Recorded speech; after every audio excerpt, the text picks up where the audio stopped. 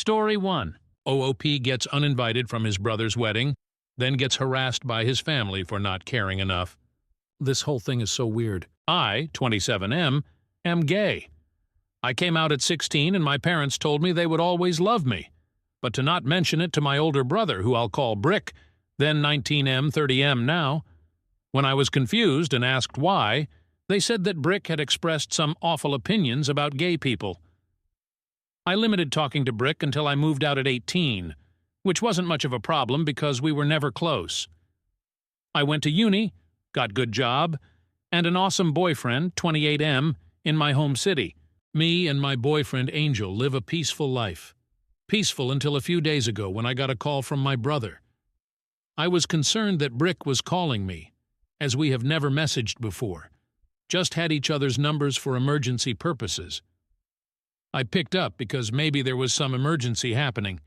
He opened the call with an annoyed "Hey man," and I knew something was up. He said he was getting married to his fiancée Yen, 24F, next year. I didn't even know he had a girlfriend.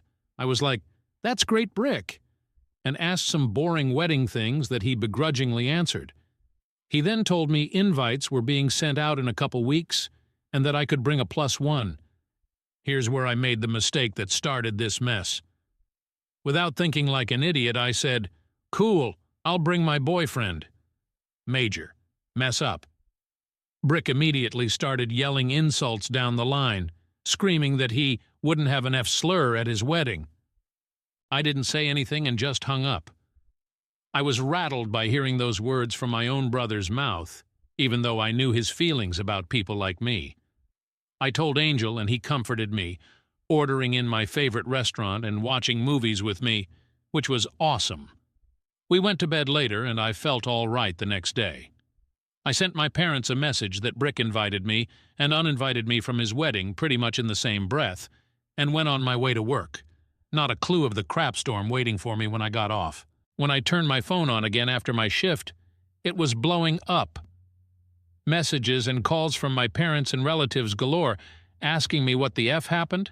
I phoned my parents back when I got home and gave them the rundown of what happened and said I honestly didn't care because it's not like Brick would be coming to my wedding anyways. My parents immediately chastised me for my obvious disinterest and disregard of my brother's life and told me I should be apologizing to him for bringing my personal life into his wedding. What? I basically told my parents to screw off and have been getting bombarded with messages from relatives, to apologize to my brother and get my invite reinstated, and apologize to my parents for disrespecting them, but I really don't want to. Angel's reassuring me that I did nothing wrong, but it's still nagging me. Aïta? Relevant? Comment? OK_number_4988. Why did your brother sound annoyed at the beginning of the call? Did he already know? Or was he being forced to invite you by your parents? Seems weird. OP. He's never been my biggest fan, honestly. We were very different as kids, like polar opposites, and he didn't like that, very on brand for him. He definitely didn't know I was gay before the call. My parents have kept it very under wraps for years. In terms of he was being forced to invite me by my parents, I really have zero clue. Update post? August 1st, 2024. My OG post got removed per some misunderstanding confusion with the AET mods while trying to post this update, but I'll just post it on my page here without an r/ if anyone wants to see it. Y'all have really opened my eyes on a lot of issues in my family. I apologize for only replying to a few comments. There's just so many of you. Big shout out to all the people who gave compliments to Angel. I showed him this post last night and he thanks you all. I've been showing him lots of love because he really is an angel.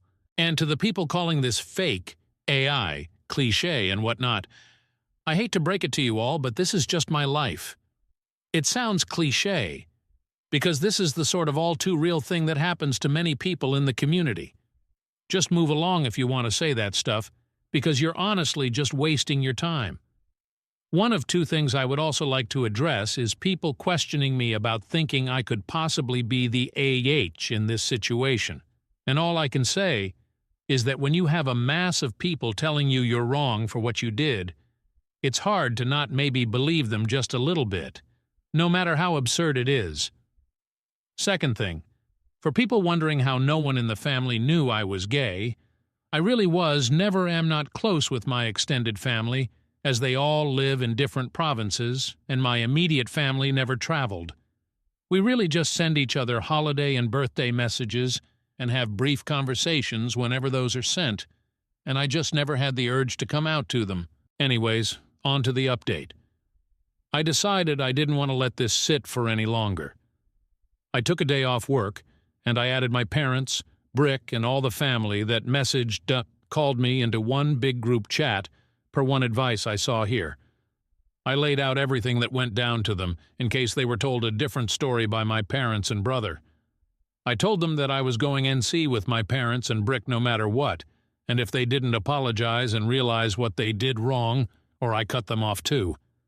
I turned my phone off and continued on without it for the rest of the day. Once I turned my phone on again, I had lots of messages from them. My parents were outraged, and Brick said nothing. Some of my extended family apologized and told me that my parents just told them I was mean to Brick about some of his wedding plan choices, which got me uninvited. Still trying to wrap my head around how stupid that is. Seriously think my parents might be Neanderthals. Anyways, the real story made others even more angry and more insistent that I apologize, and they were promptly blocked. I didn't answer any of my parents' texts, calls, and blocked. I feel like I have a weight off my shoulders. I'm not concerned about my parents showing up at our apartment as they moved away from my city last year. Me and Angel are planning a lovely trip, per advice of a lot of people that we thought was great, to France to visit his family during when the wedding will be taking place, which I'm very excited for. I've heard nothing but good things about them. This will most likely be my only update on this post, and I thank you all for your support. Story 2. Coworker asked me to be her man of honor. I said no, and she went nuts. What did I miss? This happened yesterday, and I'm still confused. Yesterday was my first day back to work after being off for 2 weeks. This is kinda important. One of my coworkers had gotten engaged the week before I left. When she announced at work, we all did the congratulations and happy for her type of things. I thought it was over. So when I left for vacation, the last I knew no plans had yet been made. Then yesterday, when I went back to work, my boss Kim and best friend Laura said that coworker Claire was looking for me. I asked what was up and they weren't sure, but she was carrying a little gift bag. A few minutes later, Claire found me and asked how my vacation was. I was telling them about it and she cut me off and said she had a very important question to ask. She handed a little gift bag and asked if I would be her best man of honor for her wedding. I thanked her and told her that typically this would traditionally go to a close female relationship. She responded that there was nothing traditional about her wedding, so it was good. I looked over at Laura and Kim, who were both trying to keep from laughing. I again thanked her, congratulated her, and told her that I wasn't interested in being part of her wedding party, and that I would be happier being a guest in the audience. I swear when I said this, it was when we watched her entire demeanor changed, and a switch flipped. She went off saying that I have to be in her wedding and that she doesn't understand why I would say no. I told her that we only knew each other for a short time and that I had no interest in trying to plan parties, dinners, and shopping trips. She told me I needed to think about it and she would get back to me later. I told her go for it, but my answer will be the same. She walked away and I looked at Kim and Laura and asked what the ever-loving, fresh, creepy hell was that. Kim started to laugh and said she didn't know, but saying no like I did might have saved me a lot of headaches in the future. Laura made the comment that she went straight to Bridezilla, and this was a look into what she was going to be like. Claire came back today, however she went with a different approach, and handed me a list of what she wants me to do and her vision of how she sees things. I asked her why she gave me this, and she said that as her man of honor, these were my responsibilities. I told her again that I was not going to do any of this. She started again that she needs me to do this and how much fun it was going to be. Then she asked, "Haven't you ever wanted to be part of something special?" I told her I was. I was a nurse. Enter Kim, who could sense that I needed help, and told Claire one of her patients needed her help. I told Kim that if this keeps up, I might need her help. She said she was already watching it and would intervene if I needed it. What did I miss? We aren't that close. She just transferred down to my unit from a different unit 6 months ago. I had no idea who she was until that point. Laura is saying that she is close in age to me, and she might feel that to be enough of a connection. Did I miss something? When we are asked, are we supposed to automatically gush and jump up and down in excitement? Why is saying no a bad thing? Some of OOP's comments. Commenter, it seems Kim is useless here. You really need to go over Kim's head and nip this in the bud right now because Claire isn't taking no for an answer. OP. Kim will help. I know she will. She is just waiting to see what her next step is. I have had to have her help with a work issue before.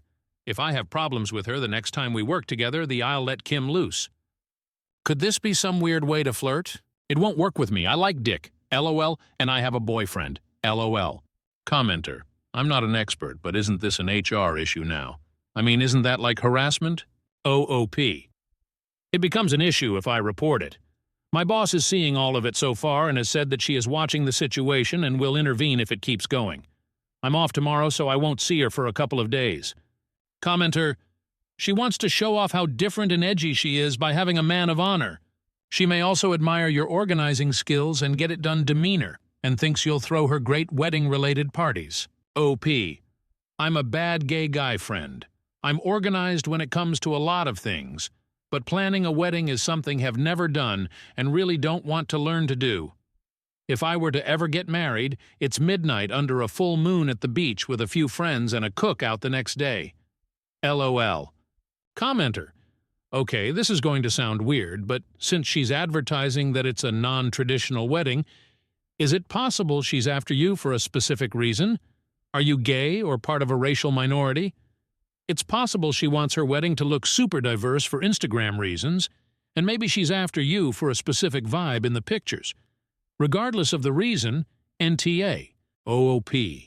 I don't know her background. Yes, I am gay, and the entire department knows it because I was dating a former nurse, and we broke up. Now I'm dating someone from a different department, and it's all known. All she said was it was a less than traditional wedding, and it would be okay. Yesterday, K&L asked if I was afraid of something about it. Maybe if I had to wear a dress. I said I would fucking rock the dress. I might need a push-up to fill out the front of a dress if it's strapless. LOL. But I just don't want anything to do with it. I have no interest. My life is crazy enough right now. Planning a wedding would go from crazy to insane. Update Post 1, October 30th, 2024. Hey, everyone! First, I apologize. I never thought this was going to go as crazy as it did. I want all of you to know I read all of your responses and responded to as many as I was able to. Thank you all for your amazing insights and comments. Many that made me laugh, which I needed. I have been sick, and that really helped to cheer me up. I had to meet with my lawyer today regarding family issues. Editor's note, OOP goes into detail about those issues in other posts on his profile, but they weren't relevant here, so I didn't include them. My neighbor, best friend, co-worker Laura took me. I really felt awful, and driving wasn't a good idea. We were talking about this on the way, and we both were asking a lot of the same questions that all you were asking. The big one was that we were asking about the circumstances of her transfer. She went from Med-Surg 4W to the ER. That is a huge change. I have to work tomorrow, so we will see what happens. But Laura and I are going to ask Kim about the transfer and raise a couple of other concerns. After I got home from the meeting with my lawyer, I slept for the rest of the day. Many of you asked about if Claire and I hang out outside of work. The answer is no. I really don't know anything about her. I have helped her a few times with patients and different things, but our relationship is 100% purely work-related. That was why I was so surprised that she asked me to do this. That is why I was so surprised that she asked me about being the man of honor. I have a very small friend base, and in all honesty, I like to keep it that way. I really have no interest in being a part of this. I'm not a wedding person. After reading so many Bridezilla stories and hearing about over-the-top weddings, they have become a huge turnoff to me, spending tens of thousands to hundreds of thousands of dollars with insane, unrealistic demands that turn people against each other. Why? I would rather use that money and spend that time planning my next trip or vacation.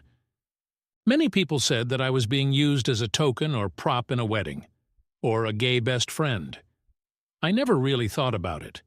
I admit that I'm out and proud, but I'm not going to just pretend to be someone's friend just so they can fulfill some kind of fetish they have for wanting to have a gay best friend, or some kind of status she feels the need to fulfill.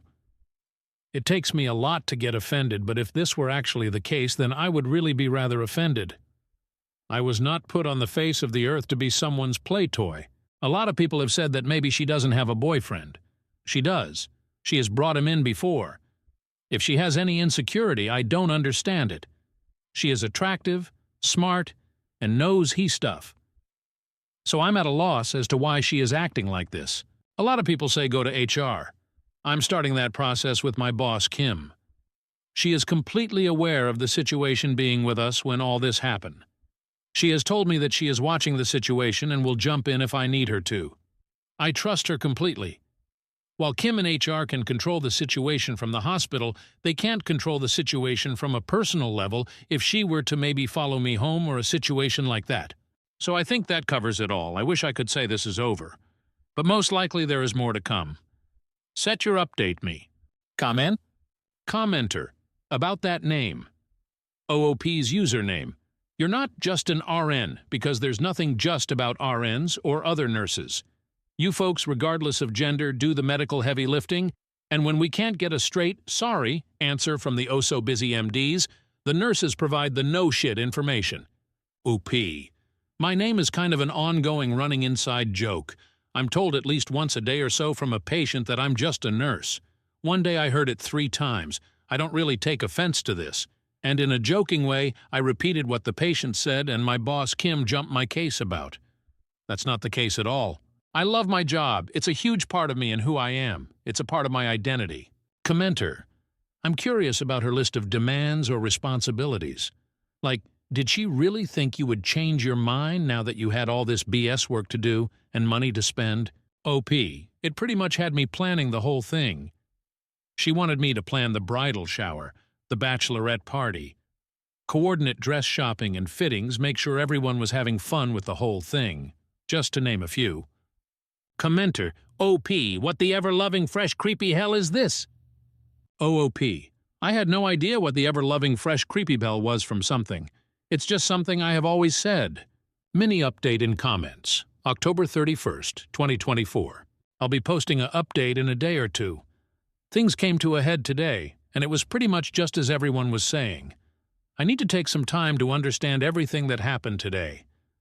I also have a meeting scheduled Monday with the director of nursing at my hospital, which should bring closure, I hope. Update post, November 2nd, 2024. 3 days from previous post, 4 from OG post.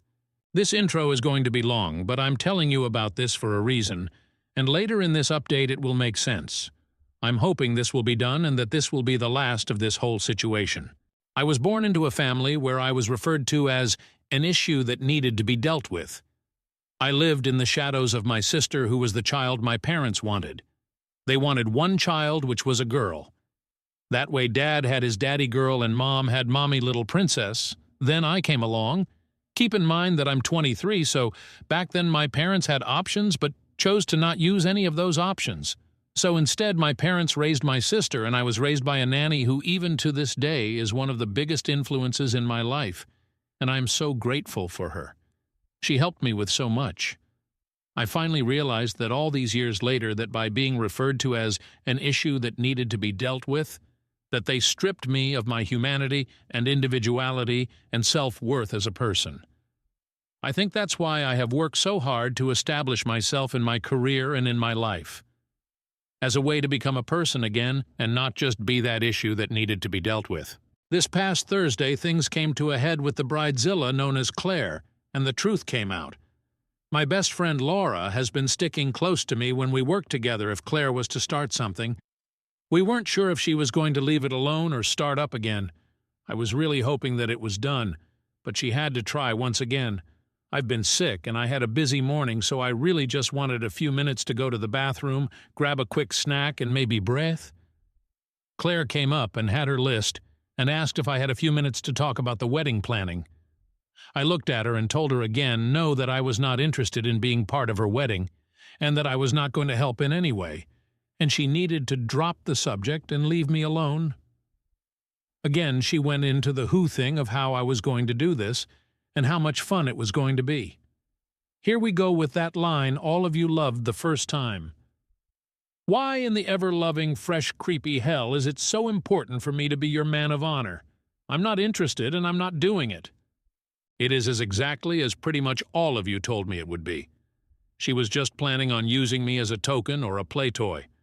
She took all of the fucked-up gay stereotypes that are out in society and put them into one sentence. What modern liberal woman isn't going to have a gay bestie on her arm for special events? I felt everything in my stomach move and a wave of nausea come over me, and I felt like I couldn't get to the bathroom fast enough. This pissed Laura off to no end. Laura is really kind of like the overprotective sister that I wish I would have had, and took Claire off to visit our boss Kim and laid it all out. Everything that was said. While I wasn't in on that conversation, Laura and Kim filled me in on what was said. Kim came to check on me, and I was still hiding in the bathroom. She knocked on the door and asked if she could come in.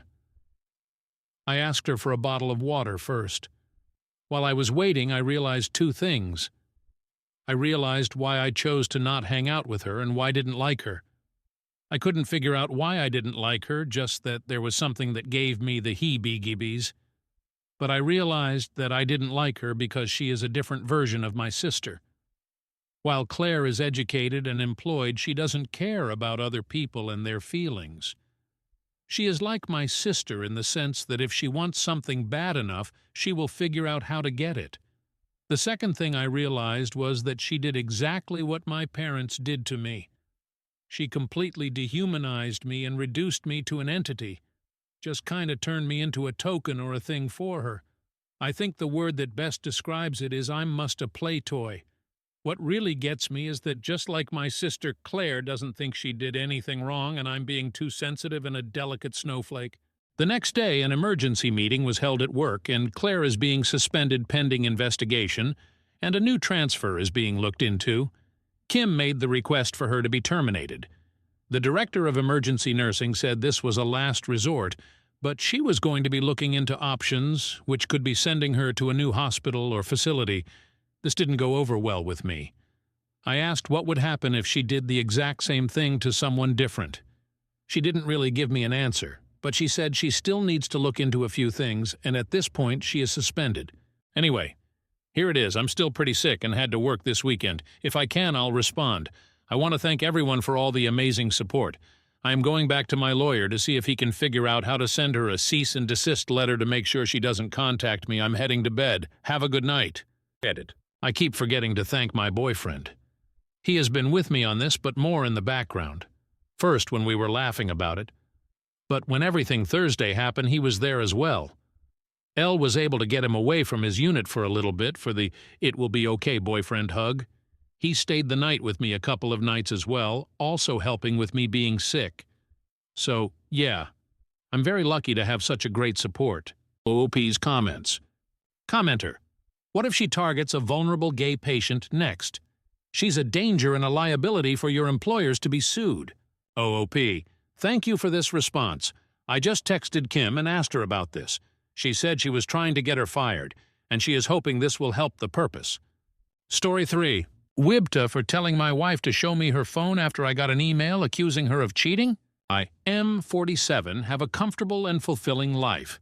I have a job I truly enjoy. I live in a nice suburb and am blessed with 3 wonderful children, M8, F6, F4, and a lovely wife, Emily, 45. I've always felt Emily and I were an ideal match. However, a recent email I received has deeply unsettled me and planted a seed of doubt in my mind.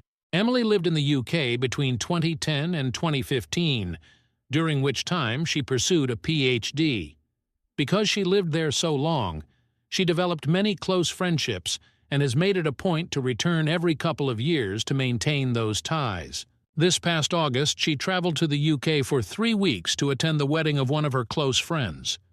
After some consideration, we agreed that it would be best for me and the children to remain at home, as I could not take that much time away from work, and the children were unlikely to find much enjoyment in such an event. Emily departed, returned as expected, and life returned to normal for us. Last week I received an email on my work email address. It was supposedly from the wife of Emily's friend.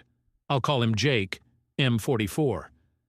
According to this woman, she has a very strong reason to suspect that Jake and Emily engaged in an affair. She listed off her suspicions, noting Jake had picked Emily up from the airport, spent considerable time at her hotel, and how the two of them frequently went out to dinner alone. She even included pictures of my wife's earrings that she said she found in Jake's pockets when she was doing the laundry, and pictures of a lipstick stain on his shirt.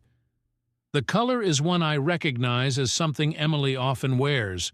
There is some other evidence she listed off. For the sake of conciseness, I will not include them here. All this was a lot to absorb, and for a while I thought it was some sort of joke, so I tried my best to ignore it. But it kept coming back into my mind. I remember that before her trip, my wife would talk to all her friends there. I don't know if this email is influencing my memory, but I think she probably spoke with Jake the most. Additionally, I know Emily never liked Jake's wife, though I can't say why. I've never pried into Emily's phone or social media accounts before, but I feel very tempted to now. However, I know I'd feel terrible if I looked and found nothing. Also, if I start acting suspicious, wouldn't she just delete everything out of fear of being found out? I'm unsure of how to move forward and would welcome any guidance on handling this. The best I can currently come up with is asking to see her phone immediately after confronting her about it so as to not give her no time to delete anything. Though part of me thinks this would upset her and potentially not even show anything. Wibta for telling my wife to show me her phone after I got an email accusing her of cheating? Edit. I forgot to include my wife no longer has these earrings. She wasn't wearing them when she returned, and when I asked, she said she lost them. État has no consensus bot. OP was NTA. Relevant. Comment? Commenter 1. Info. The other evidence bears listing. Best to have all the facts as you understand them, concision aside. OOP. It isn't as solid as the other stuff she shared, which is why I decided to leave it out. But the other evidence is as follows. She said that every day Emily was there, Jake would either go see her or talk on the phone with her. She also said that whenever Jake was on the phone with Emily, he'd quickly hang up or leave the room if he noticed her. She mentioned they seemed to not even hide how much physical contact they'd have, as they'd always find an excuse to touch each other. They'd reminisce about old times a lot. She even said the way they would look at each other. Commenter 2. NTA and show your wife the email from this person and ask the question. OP, I guess I will. Here's hoping it turns out to be nothing. Commenter 3. I would show her the email you got and ask to see the phone right then and there. Her reaction will be telling. I think it warrants asking to see her phone. However, I'm not yet sold on it definitely being an affair. The lipstick stain proves absolutely nothing.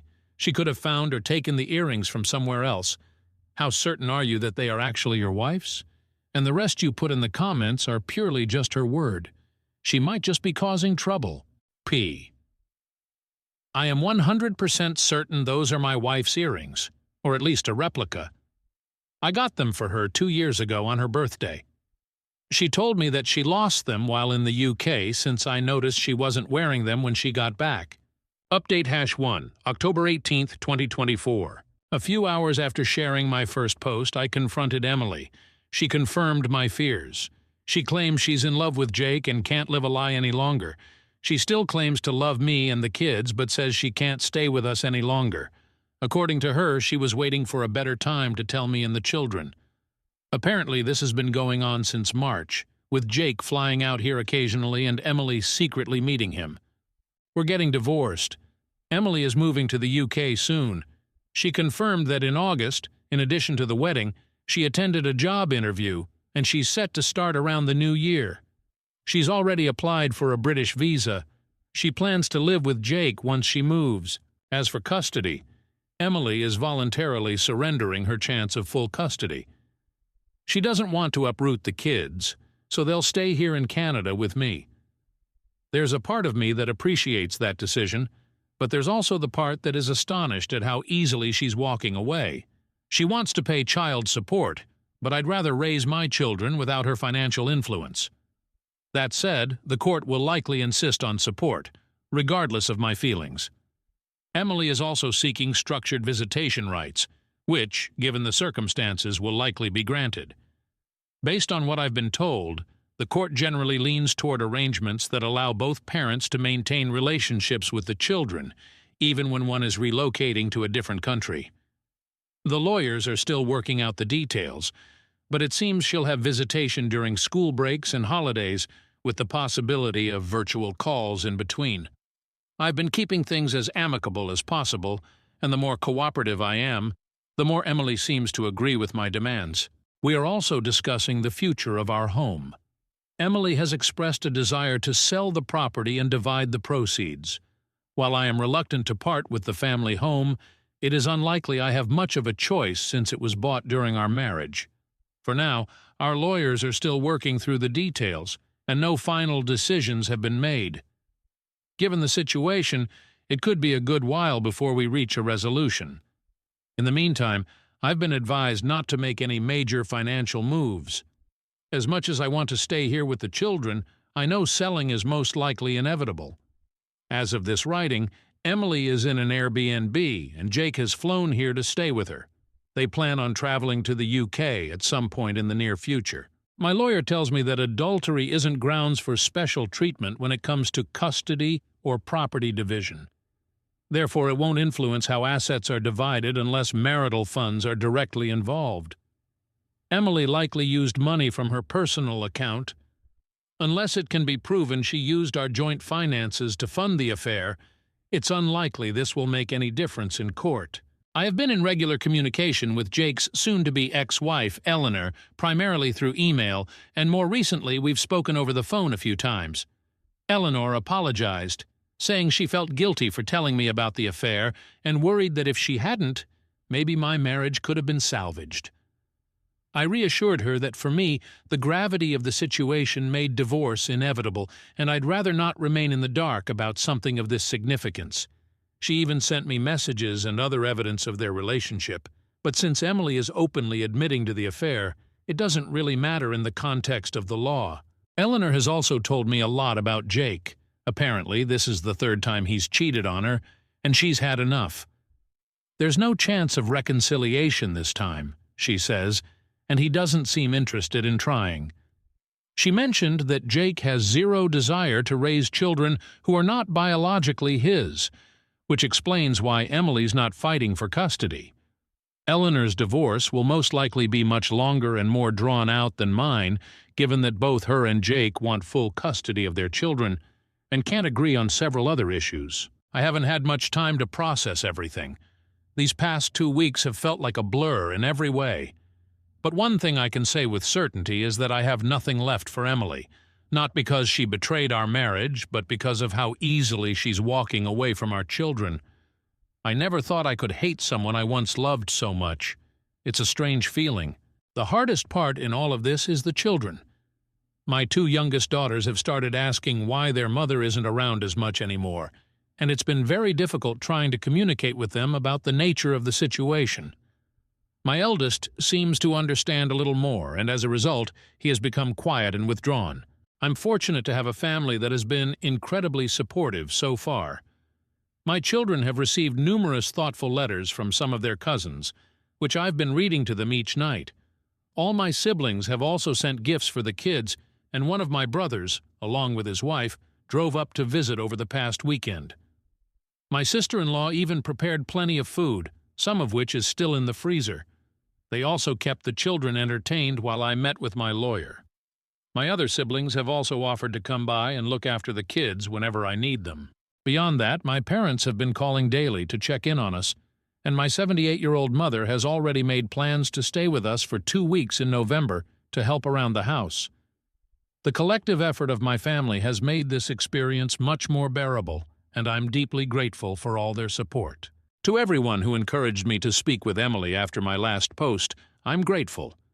I was tempted to ignore Eleanor's message, but it kept gnawing at me. Your advice gave me the courage to act.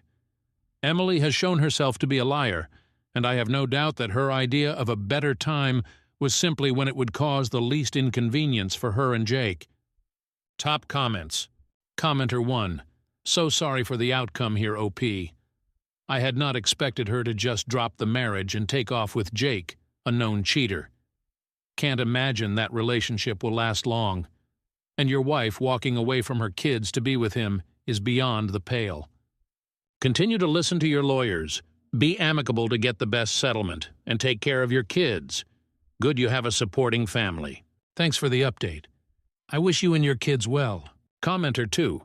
Take her support payments and put it into accounts for the kids.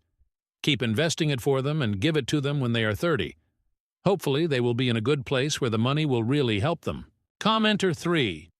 She's so pathetic, he says, I don't want your kids, but I'll fight for mine, and she bends over and agrees to abandon them. Watch her life implode when he eventually cheats on her. She'll come running back claiming she missed you and the kids.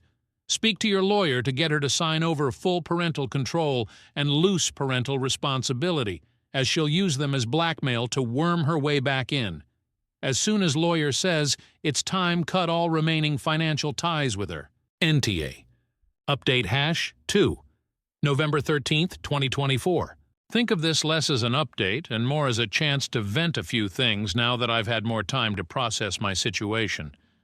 I know that Emily often traveled back and forth to the UK during our marriage. She claims her affair with Jake only began in March 2024, but I'm convinced she's lying. It's almost certain that this has been going on for years. Given how much she had already prepared by the time I confronted her, it's become clear to me and everyone else that she had been planning this for some time. In fact, within a few short days of our confrontation, she already had certain legal documents prepared. Additionally, Jake arriving in Canada shortly after I confronted Emily made it clear that they had planned for her to tell me roughly around this date in advance. It makes sense that Emily was well prepared and was just waiting for things to be better lined up for herself. After all, she'd long since applied for her visa, secured a job, secretly appraised her car, our family car though it was under her name, and sent personal items with Jake to the UK during his secret visits, all right under my oblivious nose. I have a feeling I'm only scratching the surface and have no real idea of how far this actually goes, not that Emily would ever tell me its depth. In addition to all of this, Emily had already been in touch with her lawyer long before I confronted her. Taking all this into account, it's hard not to wonder if she secured her job even earlier than she let on, perhaps to make her actions seem less calculated. 2 of Emily's friends have since reached out to express shock and disappointment by her actions. One of them, Janet, mentioned that, according to another friend, Emily had been consulting her divorce lawyer as far back as late August or early September, and this other friend also confirmed my suspicion that Emily had been sending some of her belongings to the UK during Jake's visits. I've been losing sleep, replaying the past few months in my mind, maybe driving myself a little crazy, but certain things stand out. For example, when Emily went to the UK in August for the wedding, she was carrying 3 fully loaded suitcases. She told me that they were filled with presents for her friends, and I didn't question it, even though it seemed a bit excessive at the time. When I picked her up from the airport after her trip, I noticed the bags were suspiciously light. I can assume that in addition to the job interview she claimed to attend, she transported a bunch of her personal items to the UK, which would explain why since her return, she seemed to have been wearing a smaller selection of her clothing. Despite this, I was somehow blindsided, and I completely blame myself. Looking back, I can see there were signs I ignored, and I guess I didn't think Emily was capable of this sort of thing. A part of me wonders if this outcome could have been avoided entirely had I been more assertive and vigilant in the past. The worst part of all is that my children are now dealing with the consequences of my ignorance and stupidity. While I twiddled my thumbs, my wife had essentially started a new life. Most people in my life now know about my separation from Emily. I've stopped wearing my wedding band, and I've explained the situation to friends and colleagues who noticed its absence. One of my close friends, and many others who reached out privately on Reddit, have suggested I get DNA tests for the children, given Emily's travel patterns and tendency to lie. While I understand where they are coming from, this is something I'll never do. I'd never assign my children to another man. Nothing will change that. Life without Emily has thus far been difficult. Mornings have become a hectic rush. Between getting the kids ready and getting myself out the door, I'm barely on time for work for nearly half the week. It's frankly exhausting trying to keep up with all the extra parenting duties I have to perform throughout the day. Our current home has a large driveway, so on top of everything else, I'm already dreading the task of shoveling it once the snow starts falling. The kids are feeling the strain as well. They don't particularly like the food I prepare most days, and they hate how I'm always busy. It's incredibly frustrating to know that while we're here struggling, Emily recently departed for a relaxing vacation through Europe with Jake. Communication between us has dwindled, and I only learned of these developments recently. I have no idea if she plans to return to Canada after her vacation or settle directly into what will likely be a very comfortable life in the UK. On a more positive note, I was able to get the kids to see their doctor recently. She gave me a bunch of useful resources and advice. She placed an emphasis on how time and clear communication were the most important factors for their adjustment. While I'm optimistic, I'd be lying if I said I wasn't worried. It's still early, I know, but they remain quite upset about the entire ordeal and act out regularly as a result. It is abundantly clear that they're having a hard time adjusting to our new reality. Throughout all of this, my family has been a tremendous support. My mother arrived as promised early last week, and things have already become significantly easier. The kids enjoy her cooking and spending time with her. Her presence has also freed me to handle other tasks. Whenever the divorce is finalized, I plan to designate my eldest brother and sister-in-law as legal guardians for the children. They live relatively nearby and have already agreed to take on that role if needed, which brings me some peace of mind. However, I highly doubt this will be any time soon given my much busier schedule and Emily dragging her feet before traveling. The whole process has slowed to a snail's pace. One of the hardest aspects of all this has been making decisions about our family home. After considerable thought and speaking it over many times with my family, I'm leaning towards selling at this stage.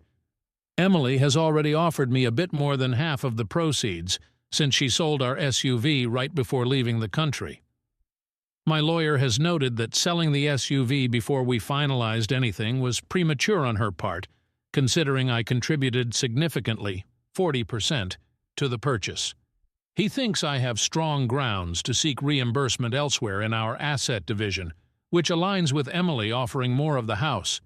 Getting more than half seems fair, given that I contributed about 65–70% of the down payment and monthly mortgage payments. As I mentioned above, the family SUV was registered in only her name. However, I covered about 40% of its cost, so it's frustrating she sold it unilaterally. As I've learned over the past several weeks, my sedan is too snug for the kids and inconvenient for my mother to duck in and out of when she runs errands. Therefore, I'll need to trade it for something larger. In return, Emily has graciously insisted I keep the furniture and appliances. Least she can do, I suppose. As much as part of me would like to stay in our current home, it's probably better for us to move. Part of me hopes this will help us avoid future interference from Emily, though in reality, she's just as likely to interfere no matter where we are. I've been looking at townhouses closer to my place of work, which would cut down my commute and place us near a well-rated school. However, my sisters brought up that moving the kids now would mean changing schools and losing their friends, which would be yet another big change for them. An alternative option is that we move to a smaller, more manageable house close to our current one. This would reduce my workload and allow the kids to stay at the same school. Regardless of which option we choose, the idea of a new home without Emily's memory is appealing. Our current home's location is yet another example of how foolish and short-sighted I've been.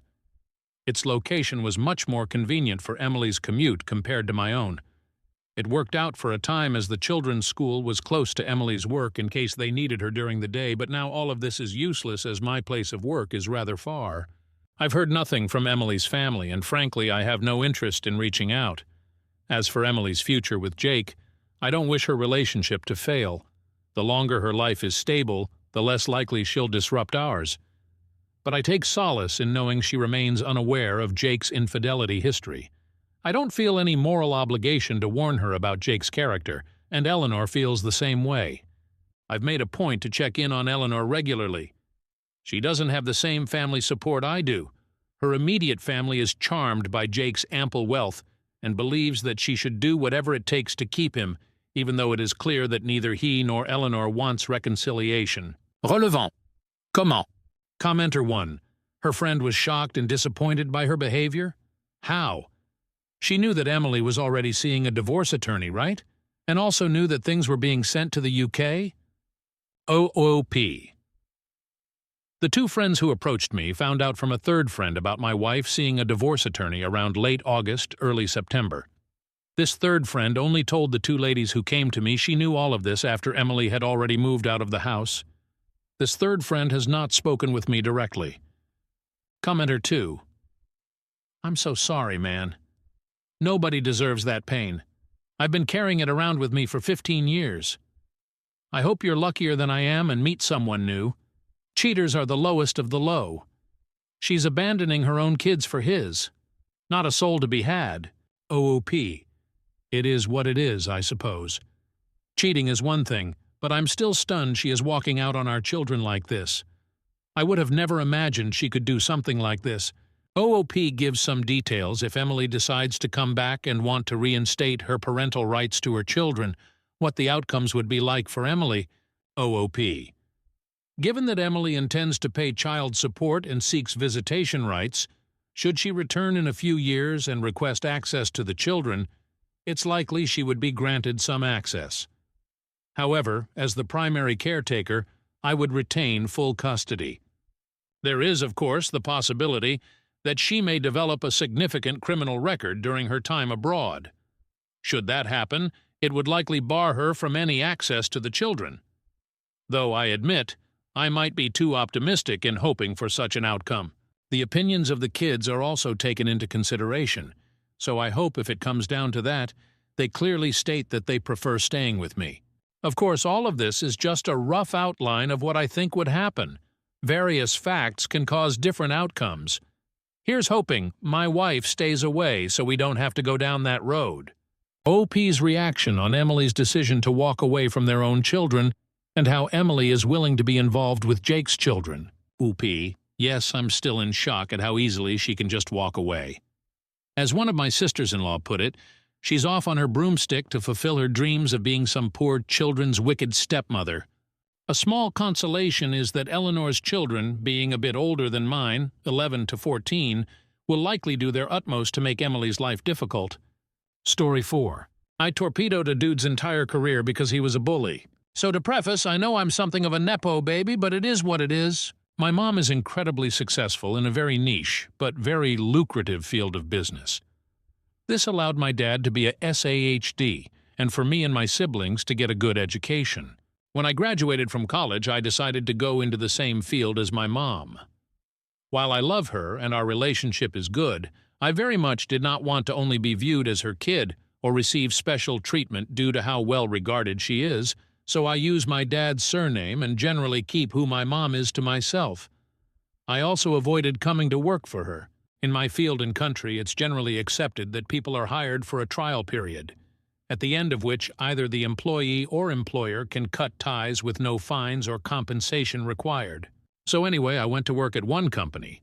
Again, I'll remind you, very niche market, very few employment opportunities. I went in for my trial period and everyone seemed pretty happy with me. I put out some fires and one superior describes me as a workhorse because I'm first to the office, last out the door. It goes pretty well, except for one colleague in my team. This dude is a huge jerk. I'm a bit of a people pleaser and try to be on good terms with everyone, but jerk will have none of it. Dude is incredibly rude. He keeps being very confrontational. Like if a colleague, not just me, was getting any sort of acknowledgement, jerk would belittle them and their accomplishment. If someone was saying they had a rough time with something, jerk would pop up going, "Oh yeah, I did that a while back. It was super easy." Whenever someone tried talking about future plans with me, jerk would go, "Oh yeah, we'll see about that." He also apparently says some very unkind things about my appearance and masculinity, but those at least he had the decency to say behind my back, I suppose, and I only learned about them later. Like, dude was incredibly mean for apparently no reason except trying to make himself look better by making everyone else look worse. This one thing wasn't true to me specifically because I'm male, but his meanness seemed to apply especially to women. A few comments were about how working in this field isn't for moms, and they should be raising kids or whatever, and some other very bad stuff. But management seemed pretty content keeping him around because apparently he was a pretty good worker, and they liked that he was ambitious. Fine. My trial period ends. I am offered a permanent position, but decide this is not the place for me, as I don't love being anybody's workhorse and have very little interest in sticking around in Jerk's vicinity. I respectfully inform them I will not be sticking around and go find work elsewhere. On my last day, I come to say goodbye. Management says they're sorry to see me go. Colleagues wish me well and say they're going to miss me. Jerk goes, "Ha! Told you OP wasn't going to stick around. Good riddance. Maybe this field isn't for you either." Very loudly. I leave. I'm not very confrontational and I don't have to deal with him anymore anyway, so I just go. Some time goes by. I am now employed elsewhere. I'm happy and doing well. I love my work and my colleagues. I've been promoted, and I don't really think about Jerk anymore, except apparently there's a relative influx of applicants from Jerk's company. Relative because, again, very niche market. Whatever. My boss knows I did a trial period over there, so whenever an applicant comes up, he asks me about my experience with them. There are very few people I dislike, so when asked, I usually give my honest opinion, which is usually very positive. But guess whose application we suddenly receive? It's Jerk. My boss asks for my opinion, and I say, look, I have personal feelings about this person, and I can't be objective. Boss, knowing just how positive I usually am about basically everyone, asks me what's up, and eventually I tell him. I tell him everything. Jerk obviously doesn't get hired.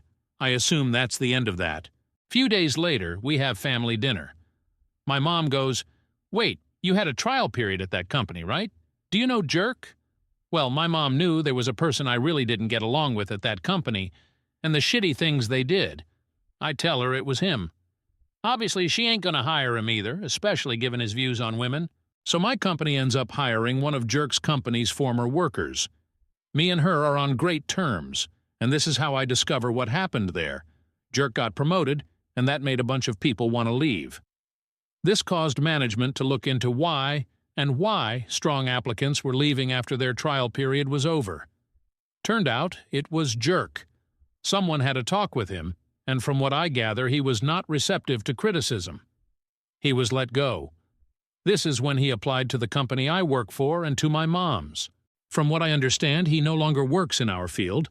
There are, as I mentioned, not many employers around, but unfortunately I have no idea what he does do. Will update if I find out. Update. I torpedoed a guy's entire career because he was a bully November 7th, 2024, 1 month later. So been a minute since my original post. Thing kinda blew up, and that caused me to want to give a small update and clear some stuff up. So first, let me stress that my field is very niche, with few employment opportunities. It is also, as some of you suggested, niche. Okay, seriously now. As some of you actually guessed, the field is medicine in a small county. This means that there aren't many spots on the residency program, but also a pretty constant influx of students and interns. The field is pretty lucrative. Shitty hours, yes, but great money and a lot of prestige. Some asked about an exit interview at the end of the trial, had one of those. Said I didn't really vibe with the culture and certain aspects of the way they did things. Didn't name Jerk. As a young, relatively speaking specialist in my field, in a not very large department, I get to weigh in on potential colleagues, so if I say someone sucks, that bears some weight.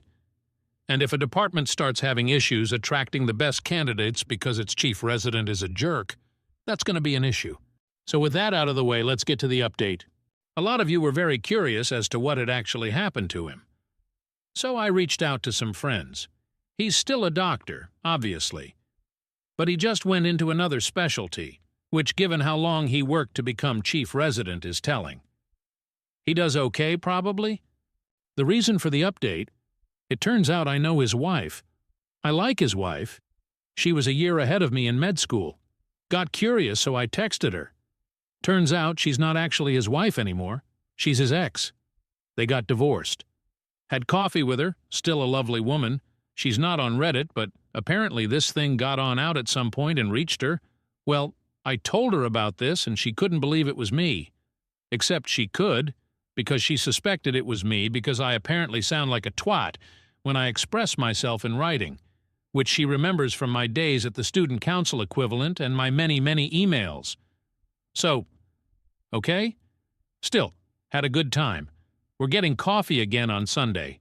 Anyway, I didn't have anything to do with his firing, but after he was let go, presumably quite unamicably, he decided to move abroad after not being able to get into another department here. This didn't come to fruition, but it did cause a rift in their marriage, which then led to divorce. So maybe I kind of torpedoed his marriage too. And yeah, that's about it for the update. We'll let you know if I get beaten up in a parking lot, though, as some of you suggested I might. Story 5. I'm tired of my ex-husband's wife wanting to be my friend just because he cheated on us both. I don't understand why I'm in this situation, and honestly, I'm frustrated because even my own family tells me I'm the bad one here. I just need to vent, and I don't need any advice or somebody telling me, do this. I think you should tell her this. Or, I would write her this or this. More than 17 years ago, my ex-husband cheated on me with a woman I didn't know, but she knew me. He left me for her, our only daughter was a baby, and I just moved on with my life. I'm never going to fight for a man who makes immature decisions without first thinking about the consequences. He married that woman. I went on with my life preferring to have a healthy co-parenting for my daughter. He never showed remorse, and he had even told me that ours was always a mistake, and that woman was the love of his life, that helped me to realize that he's a total dick, and I don't need a man like that in my life. Now, he cheated on her, and for some reason this woman who always had a really cold and distant relationship with me is insisting in trying to talk with me every day. I found out about the infidelity from my daughter who wasn't affected by that, so I didn't think too much about it. The only thing that worried me was to know if he was going to be able to continue having our daughter at his house on weekends as always. But his wife started sending me messages explaining what happened when I never asked her that. And in the past, I only spoke to her if her husband didn't answer my texts to ask something about my daughter. It's obvious that she needs to talk about it. It doesn't matter if I answered dryly because she sends me long audios talking about it anyway. I mean, I understand that she needs to talk about her husband's infidelity and blah, but why me? I don't want to be rude, but I don't care how she or he feels. In one of her audios, she says, "You know how I feel now." Like, I guess. But that was 17 years ago. It's not the same. And if I'm being 100% honest, she can't compare herself to me at all. A woman who has just given birth to whom her husband tells her that he has been cheating on her for a long time with another woman who is not boring in bed and does know how to value him vs. a woman who always knew that her husband is unfaithful and decided to marry him anyway. Anyway, I've tried to ignore her as much as I can, but even when I talk to my family or friends about this, almost all of them told me things like, "Oh, but she must feel lonely. But she wasn't to blame for being the other one. I think you should be more empathetic. We all need someone to talk to." Or my favorite one, "She's not to blame for him being a cheater. You should understand her because she needs help. I understand that she is not to blame and he's the cheater. But she, a totally adult woman at that time, decided to marry a man she knew was sleeping with her while his wife was pregnant. So why should I now carry the weight of helping her when she never helped me by telling me, 'Hey, your husband slept with me and that's really shitty because he's married with you?' Or that's what I'd do if a married man flirted with me. Now, if she didn't do any of that, then why is it my duty as a feminist to force myself to be her friend? It doesn't make sense, and the worst thing is that almost all the women around me tells me that I should help her and be her ear when I don't want or feel empathy for her or for him. I think she and he knew very well what they were getting into. I don't understand why I should be her free therapist now. Being cheated on is not my whole personality. I don't need to talk about that 24/7 with her. I just chose to ignore her, and that's what I'm going to continue doing because I just don't care how she feels, even if I'm a bad feminist for not feeling empathy. Sorry, my first language is Spanish and I wrote everything pretty annoyed. Edit. No, I can't block her because she's still living with him and I need to have her contact in case of an emergency with my daughter. And honestly, it's weird to have so many comments and even private messages from people wanting to tell me what I should send to her, and even writing what I feel. I'm sorry, but there's no way I'm going to use the message of a stranger who doesn't knows me how I feel, or the whole situation to say something to someone. I feel like a lot of people in the comments are reflecting their own traumas. Update. November 2nd, 2024. Hi. It's been a while since I posted, and I just wanted to give a little update for people who were worried. First of all, my mother was a lover for a long time when I was a teenager plus during my adulthood. Their relationship lasted long years until he died. I think his wife never found about his affair. That's why my mom manipulates me so much into not judging my ex's wife, because no one chooses who to fall in love with. My mother always reflected herself on that woman, and that's why she said that my ex-husband and his lover, now wife, are soulmates and I shouldn't get in the way. I was very young. At the time, I could only lean on my mother for a little support, and well, narcissists always catch vulnerable people. Nowadays, I don't have much contact with her, but my daughter spends time with my family. And about my friends, well, I am a feminist activist, and opinions regarding lovers are divided because most of them are in the liberal side. Most of the times is seen as something misogynistic to judge them because they are single women, and the man is the one we should blame.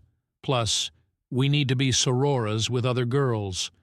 So I expected that reaction from most of them. I agree with that in most cases, but not in this one.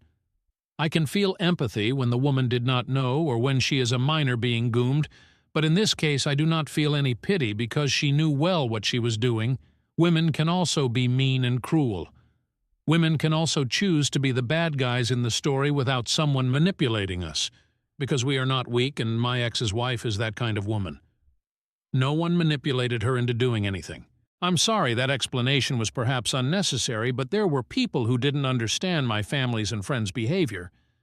And honestly, it feels good to vent. I have spoken with my ex's wife because honestly, a few days ago I had a really stressful day, and the last thing I needed was to see her messages in my WhatsApp. So I just exploded. I planned to continue ignoring her, but that day I was upset about things about my work, and I ended up telling her everything. I sent her an audio telling her that I'm not interested in her life or in the fact she's suffering. I told her that I am not her friend, nor am I interested in being one. She never asked me for forgiveness, and now she expects me to start the group of women cheated on by my ex. I told her other things, and I would love to be able to post audios here. I told her that she knew very well what she got herself into.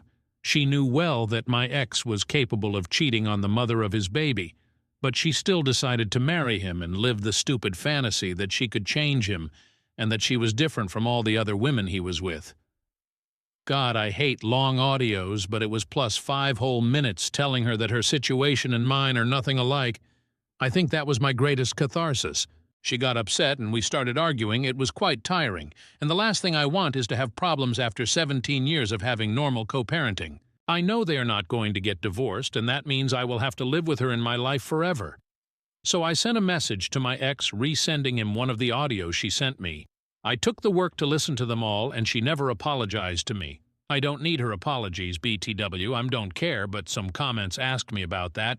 They were just audios complaining and wanting us both to speak badly about him, or wanting to have me as her free therapist.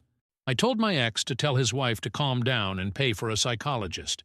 He apologized to me and told me that they are both working on the marriage, so they are at the stage where she still feels angry and insecure with him. Like, yes, obviously, idiot. So since I suffered the same, no, it's not the same, she felt that we could share the pain. He told me that they both started going to the online conferences of, I don't know what couple who teach how to get over an infidelity. Sometimes I feel envious of people who can scam others so easily anyway. I told him that I'm not friends with her, and that this affects our co-parenting, so he should put a stop to her if she doesn't understand what I say. In the end, he reluctantly told me he was going to talk to her, and I've gone 3 days without any message from her, except today one where she just told me that my daughter was sleeping there, so I guess it worked. I don't care if they live a happy or miserable marriage. I don't care if she's happy knowing that he cheated on her, but stays with him anyways. I just want to live in peace without getting into trouble with people who at plus 40 years old are still living mentally in high school. Story 6. Aita for giving my husband the cold shoulder after he ruined my Halloween. For context, I'm a 25F and my husband is 29M. I am pregnant with our first baby, and I am 6 months pregnant. This Halloween I was clearly ecstatic to hand out candy to trick-or-treaters. Where I live, Halloween is a massive thing and everyone gets into it. I decorated the outside of our house, bought loads of candy beforehand, DI'd a costume and had been talking about it for weeks. However, my husband is a bit of a grouch when it comes to holidays. He had a bad childhood and heavily dislikes Halloween. He's always put up with it, though, because he knows I love it. This year, whenever a trick-or-treater knocked at our door, he'd answer before I had a chance and scare them off, yell at them and make scary noises to literal children. I'm talking like 5-year-olds. I told him to stop multiple times. He said he was having his fun, and I needed to stop being such a party pooper. By the end of the night, I had only handed out candy to a few kids and was very clearly upset with him. He told me I was overreacting, but he knew I was excited for Halloween and he purposely went out of his way to ruin it. So since that night, I've been giving him the cold shoulder. I've tried to express my disappointment, but he just won't listen and says I'm hormonal.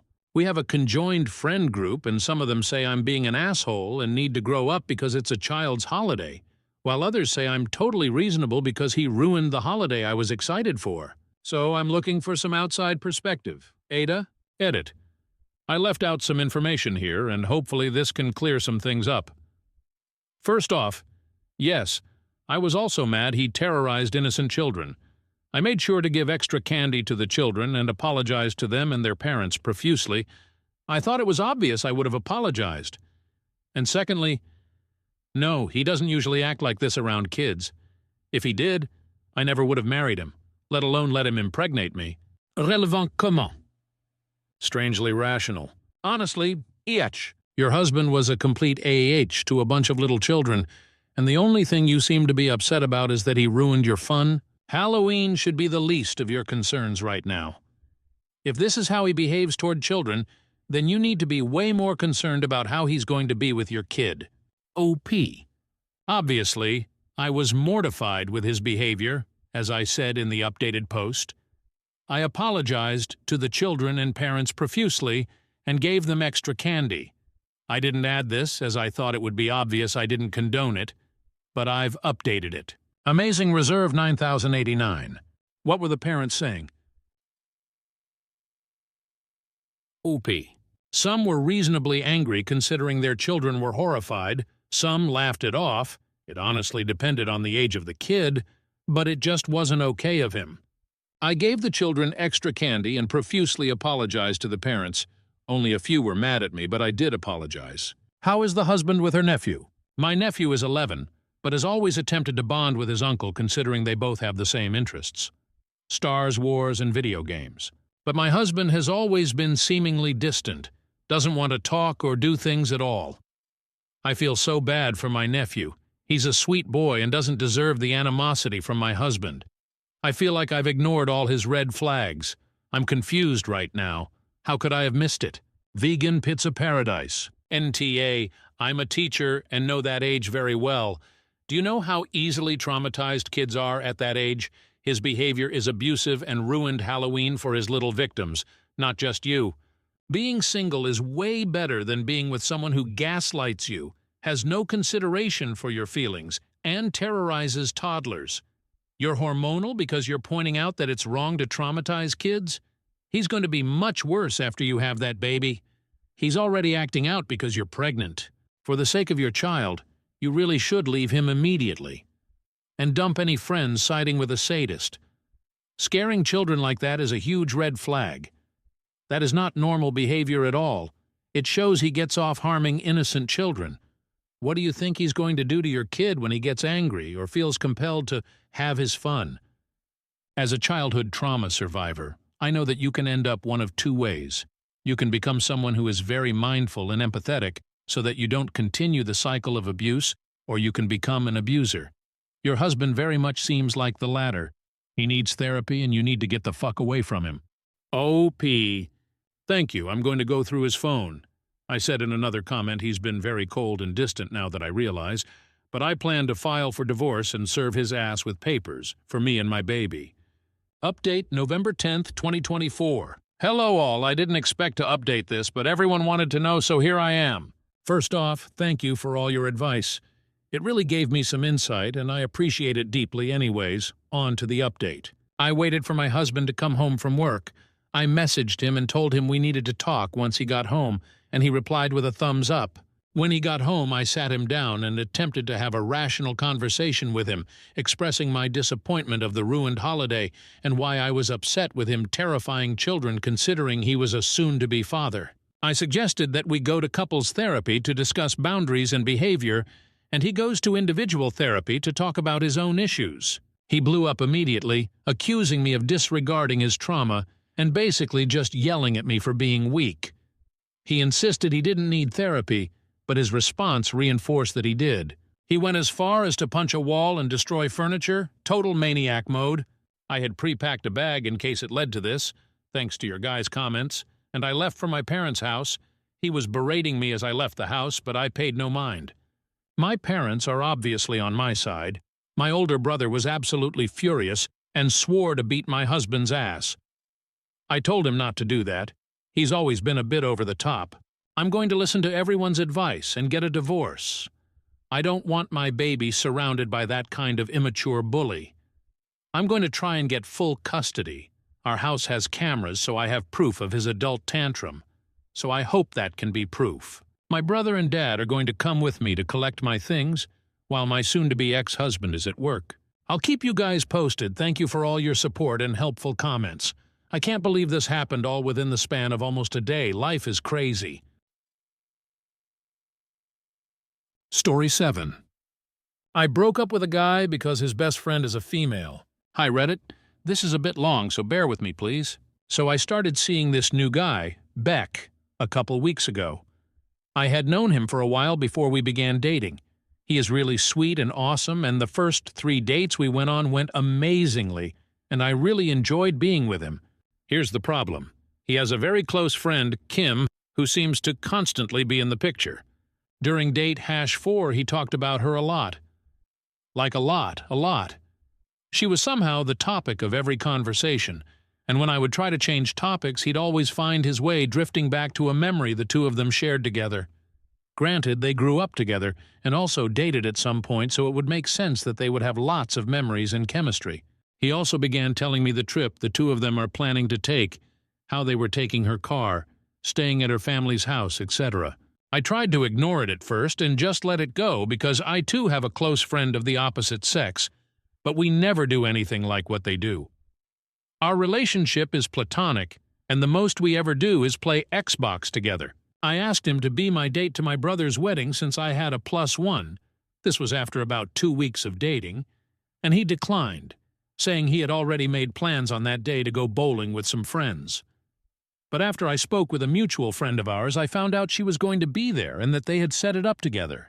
I was thinking of it for a while, and the more I thought of it, the more it bugged me. So on our last date, I said I didn't want to pursue a relationship anymore. He was confused because I had been acting normal up until this point. He asked me why, and I told him. I said, I'm sorry, but it makes me uncomfortable how close you are with Kim. You talk about her a lot, and she seems to be a big part of your life.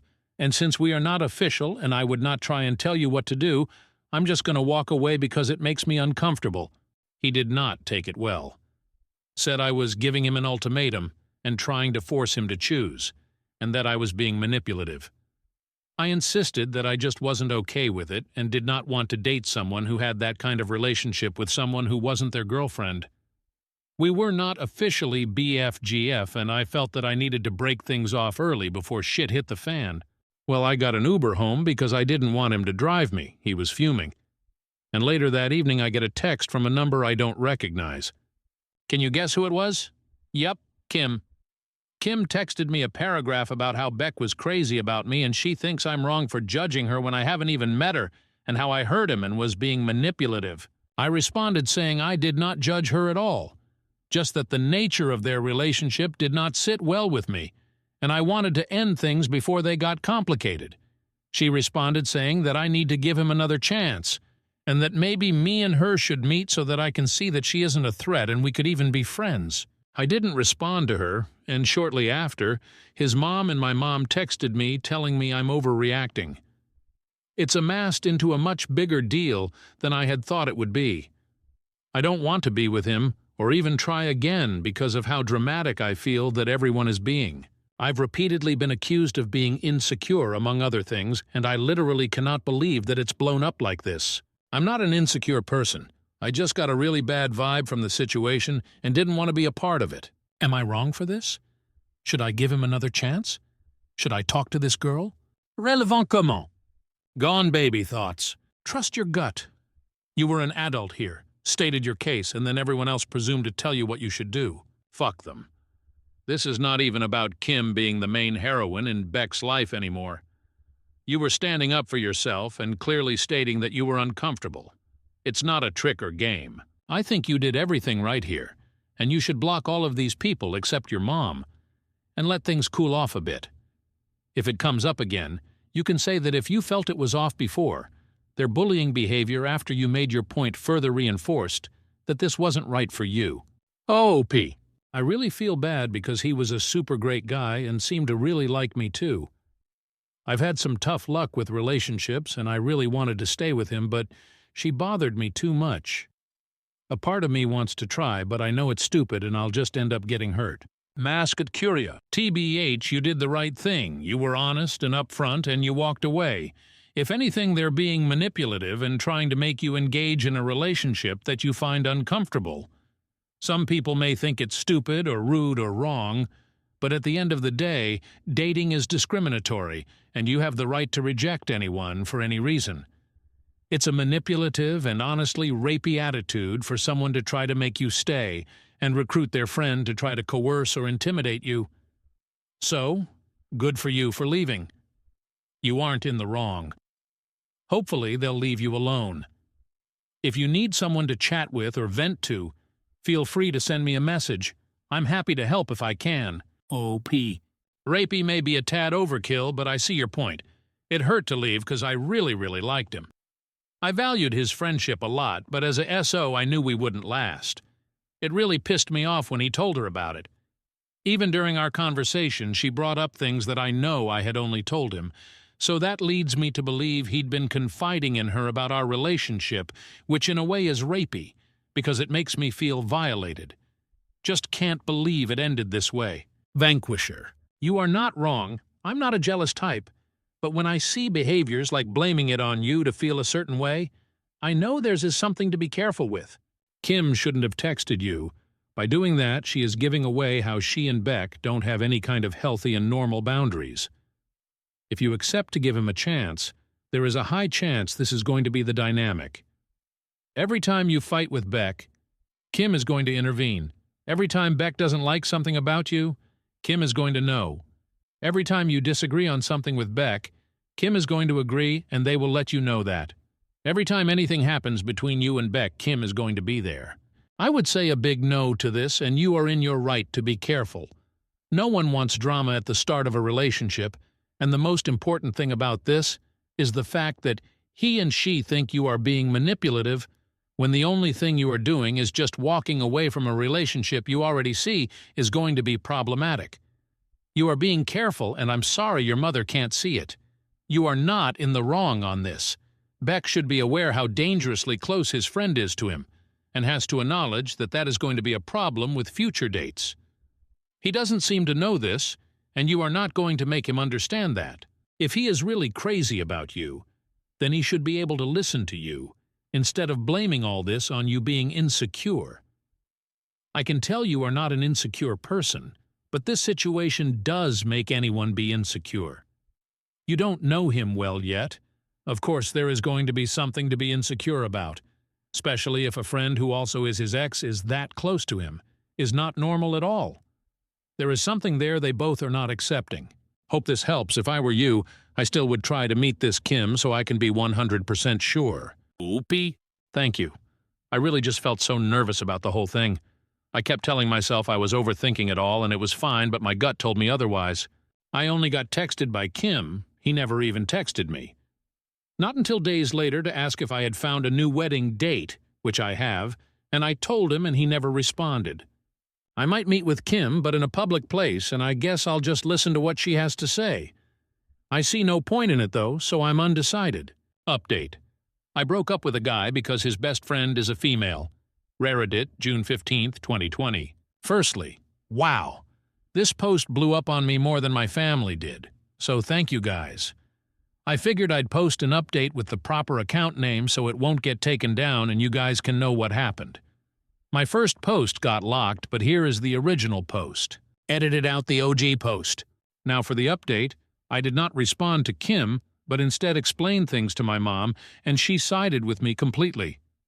She told me that Beck had called his mom, who is a former coach of mine, and told her that I yelled at him and tried to manipulate him because I was feeling insecure.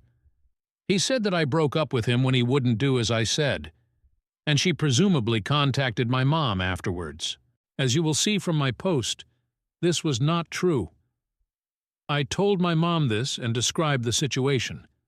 She understood how I felt and why I left him and said that he sounded like a prick, and she was happy I didn't bring him to my brother's party for his wedding. I blocked Kim's number and did my best to gently explain to his mom what really had happened. Understanding the whole time she'd probably believe her son over me, but surprisingly she didn't. She did say that he genuinely cared about me, and evidently I was a hot topic of conversation for a while before all of this. Said he was crazy about me, and was excited to see where our relationship would go.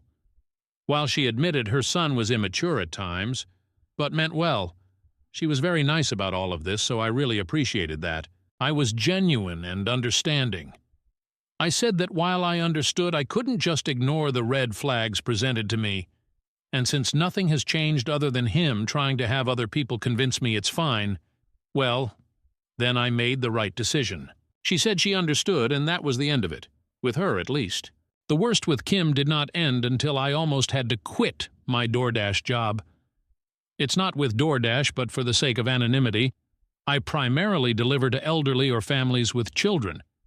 But as I was unloading groceries out front of a house who had only ordered bread, cheese, and bacon, I was a little confused, but mostly just horrified when I realized who it was. Kim had ordered from my line and gotten me to deliver to her house.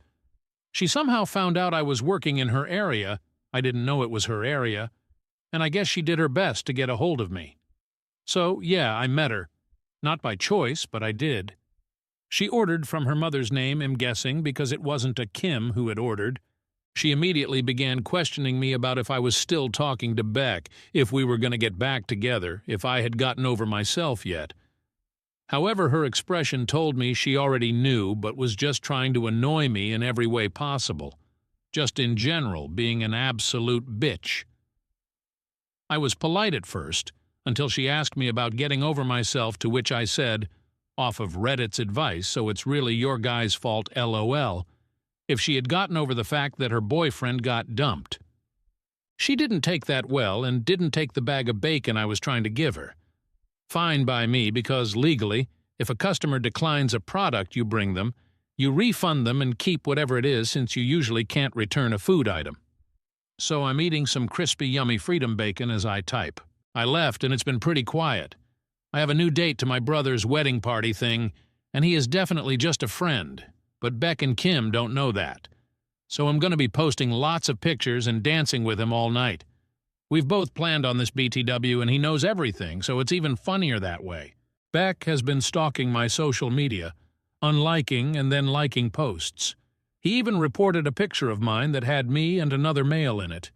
He'll probably be like this for a little while longer and then drop everything, but it's kind of funny to watch. I'm moving on, and overall I'm single and happy. Thanks for the advice, Reddit. Appreciate you guys. 3. Final comments. Deleted comment. I just want to say you should block Beck. The fact that he's telling lies and having other people confront you and low-key stalking you on social media is a red flag. That kind of stuff can easily inflate into something much bigger. Rejection is a big thing for potential stalkers. Take care of yourself, girl. You did the right thing. OP. I have unadded him on everything. I genuinely think if I go as far as blocking him, it would just blow up again. Don't want to give him any more ideas, Lolly. Story 8. I think my neighbor has been cuckooed. Hi. We'll try to keep this short. This is in England, BTW. I live in a semi-detached house that's been split into 2 flats. I live in the upstairs one. My neighbor, an elderly woman in her mid-80s, in the downstairs one. We're sort of loose friends, acquaintances. I take her to bridge nights every so often, do her shopping, and she lets me use her garden when the weather's nicer, or lets me get some food shopping on her card, that kind of stuff. Every so often I do a bit of baking and like to take her a slice of cake for example, and at the end of September when I went downstairs, an older man came to the door. Never seen this bloke before, and he was probably 60s. Not middle-aged, but not her age, if you get what I mean, and dressed a bit weird in a blazer and tie. Was very aggressive and asked what I wanted. Said I was here to see my neighbor, and he said in this weird faux posh accent, Miss XYZ is not taking visitors right now, but took the cake and slammed the door in my face. Really weird, but assumed it was her son or something. I know she has kids, but they're not in the picture. Ever since then, things have gotten weird. I've only seen my neighbor twice. Once when she was in the garden with him, and once being bundled off into a car very late at night before coming back in the early hours of the morning. Both times she looked very uncomfortable. Over the last couple weeks, I've noticed the curtains are always shut, and her garden is getting overgrown and untidy. Some nights there's shouting. I can hear a male and female voice, but it's not hers. And a few times I've seen a Filipino woman coming to and from the property.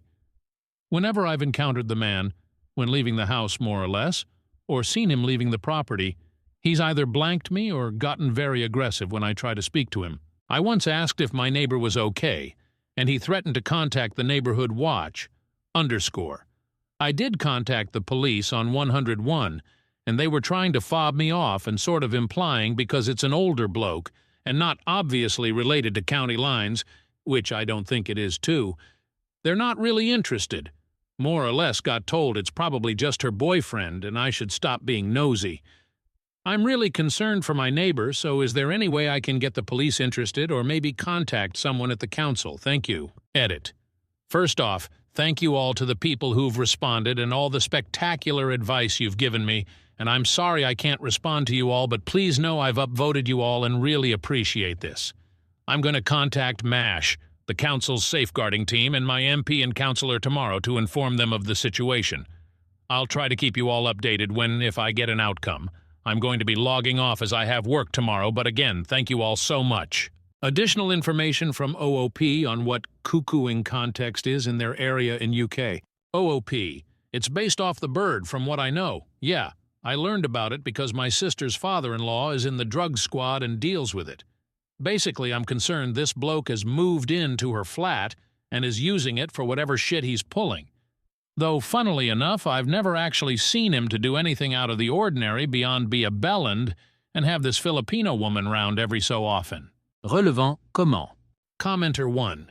You could try adult social services at your local council. Even if there isn't enough evidence of a crime for the police to investigate at this stage, the way she is being isolated from you is a warning sign for elder abuse. OOP. Yeah, something feels very off about all this. I'll give them a call, plus that MASH team the other poster mentions. Thanks, mate. Commenter 2. Does she receive any home visits from community nurses or careers? If yes to either of those, you can always contact them and explain your concerns. They won't be able to give you any details about her. However, it will flag up for them to keep an eye out for, and possibly report to the required authorities also. If carers, you would have to see what company they are from. If she gets any community nurse visits, then you can just Google for your area's community nurse hub number. If you say what area you are in, even if you got the wrong one, they will be able to tell you the right number to call. OP. Not that I know of. There was a physio lady coming every so often, but the last she was around was in August. I don't know if that was just the end of her time or if it had to do with this.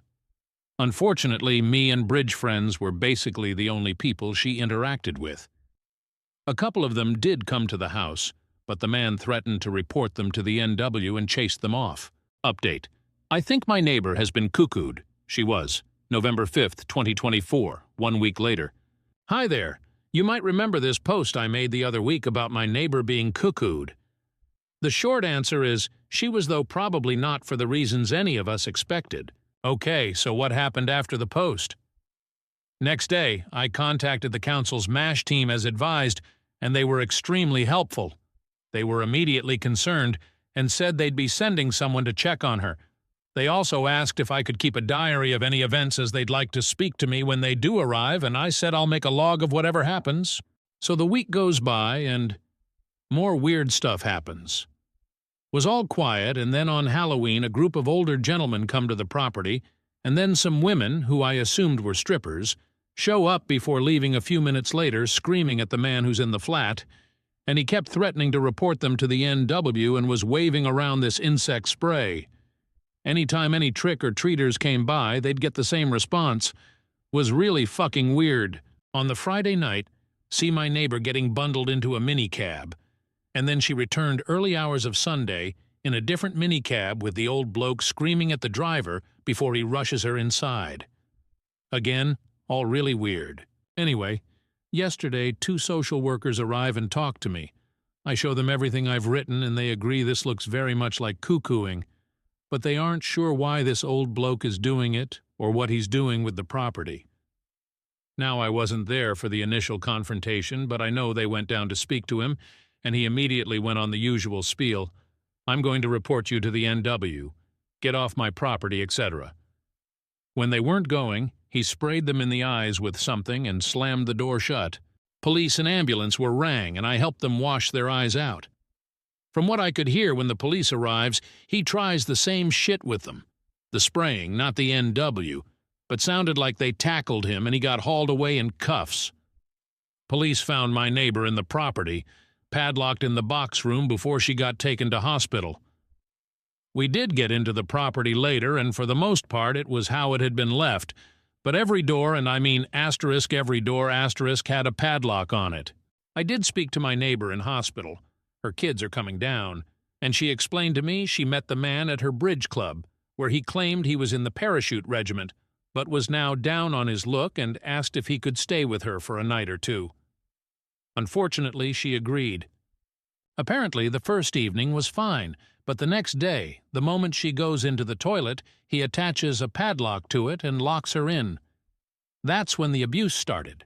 During the time he was living there, he apparently tried to take control of the flat and her bank accounts with the goal of chucking her out, and would get angry and scream at her when she didn't give in, but she refused to respond to him. She didn't really want to say much, but said he told people she was his cleaner, and the cars in the middle of the night were taxis taking her to hotels all across the region to try and get rid of her.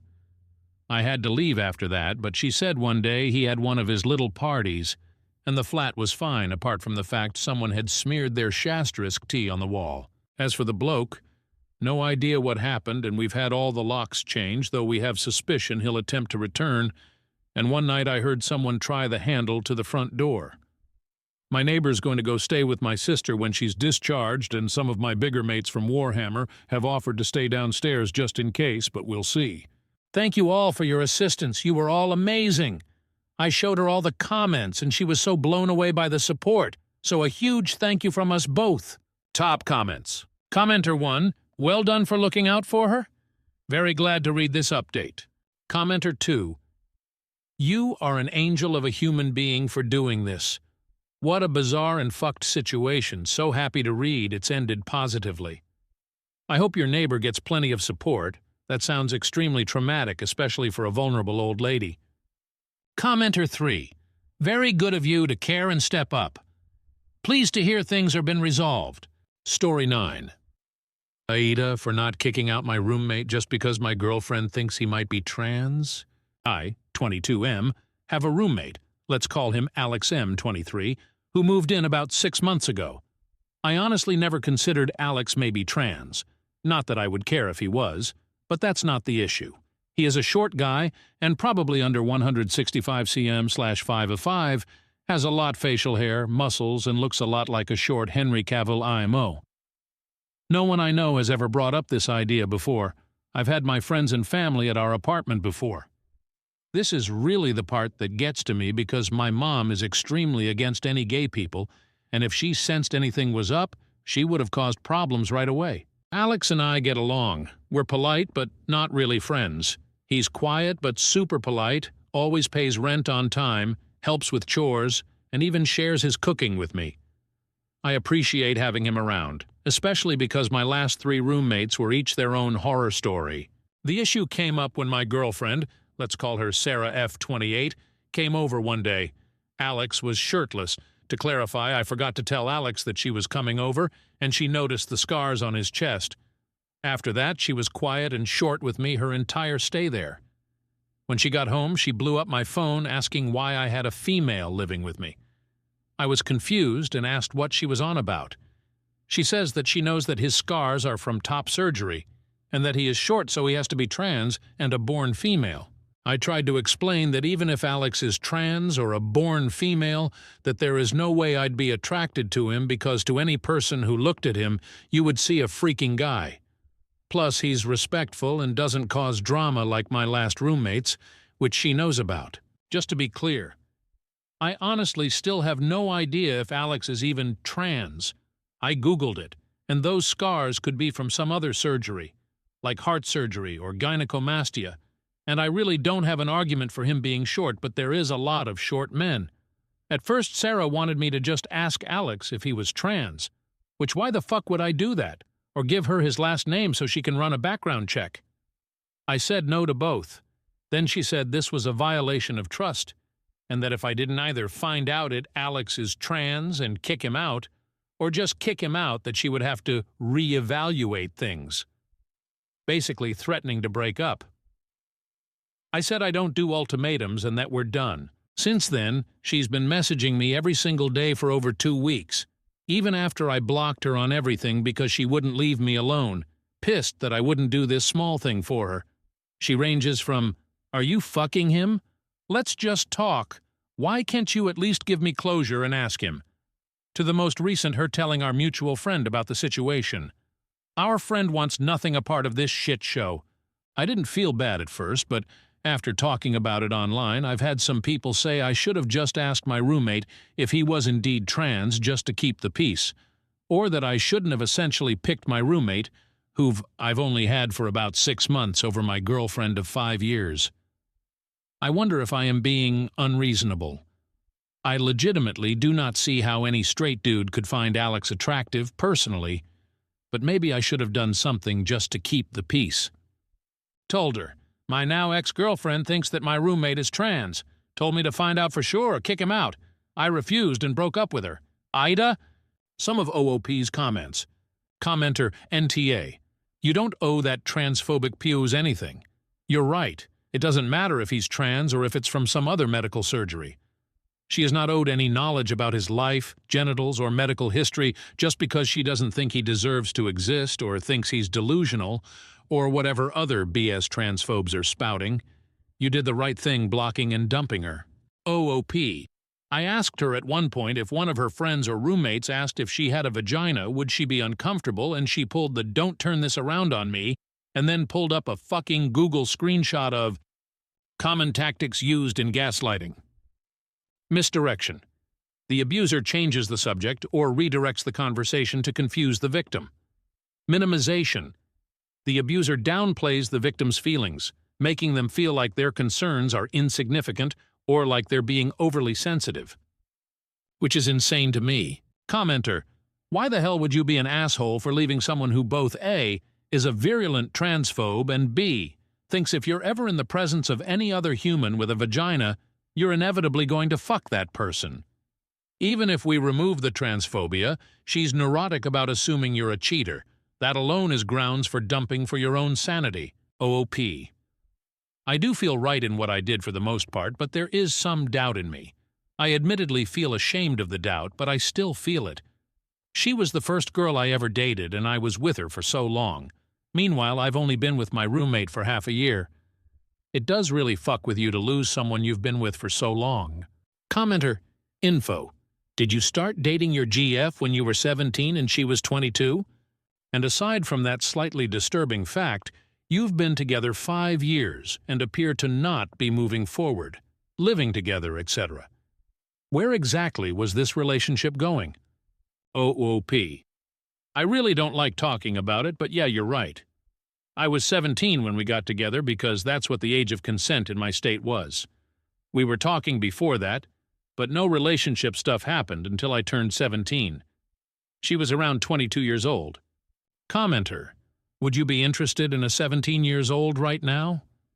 Even outside of this whole situation, it may be nice to explore other relationships as your ex seems problematic in a variety of ways, including but not limited to the bigotry, lack of trust, and weaponization of terms like gaslighting that are shown in this post. OOP. No, I wouldn't. I really don't like thinking of her like that, because she was a big part of my life, but thinking back, I don't think I could be interested in a 17-year-old. I don't even think I could date an 18-year-old. I get it's all legal, but it just feels weird. 18-year-old is still probably in high school with parents, and I'm in college and have bills to pay. Commenter, your girlfriend is clearly a bigot. Think about whether that's the kind of partner you want. OP. I was on the fence for a bit if this was a transphobia issue, but I did talk to a Redditor in private, and after rereading some texts and thinking it over, I do think that she was being transphobic. If Alex is trans, then calling him a girl is a dick move.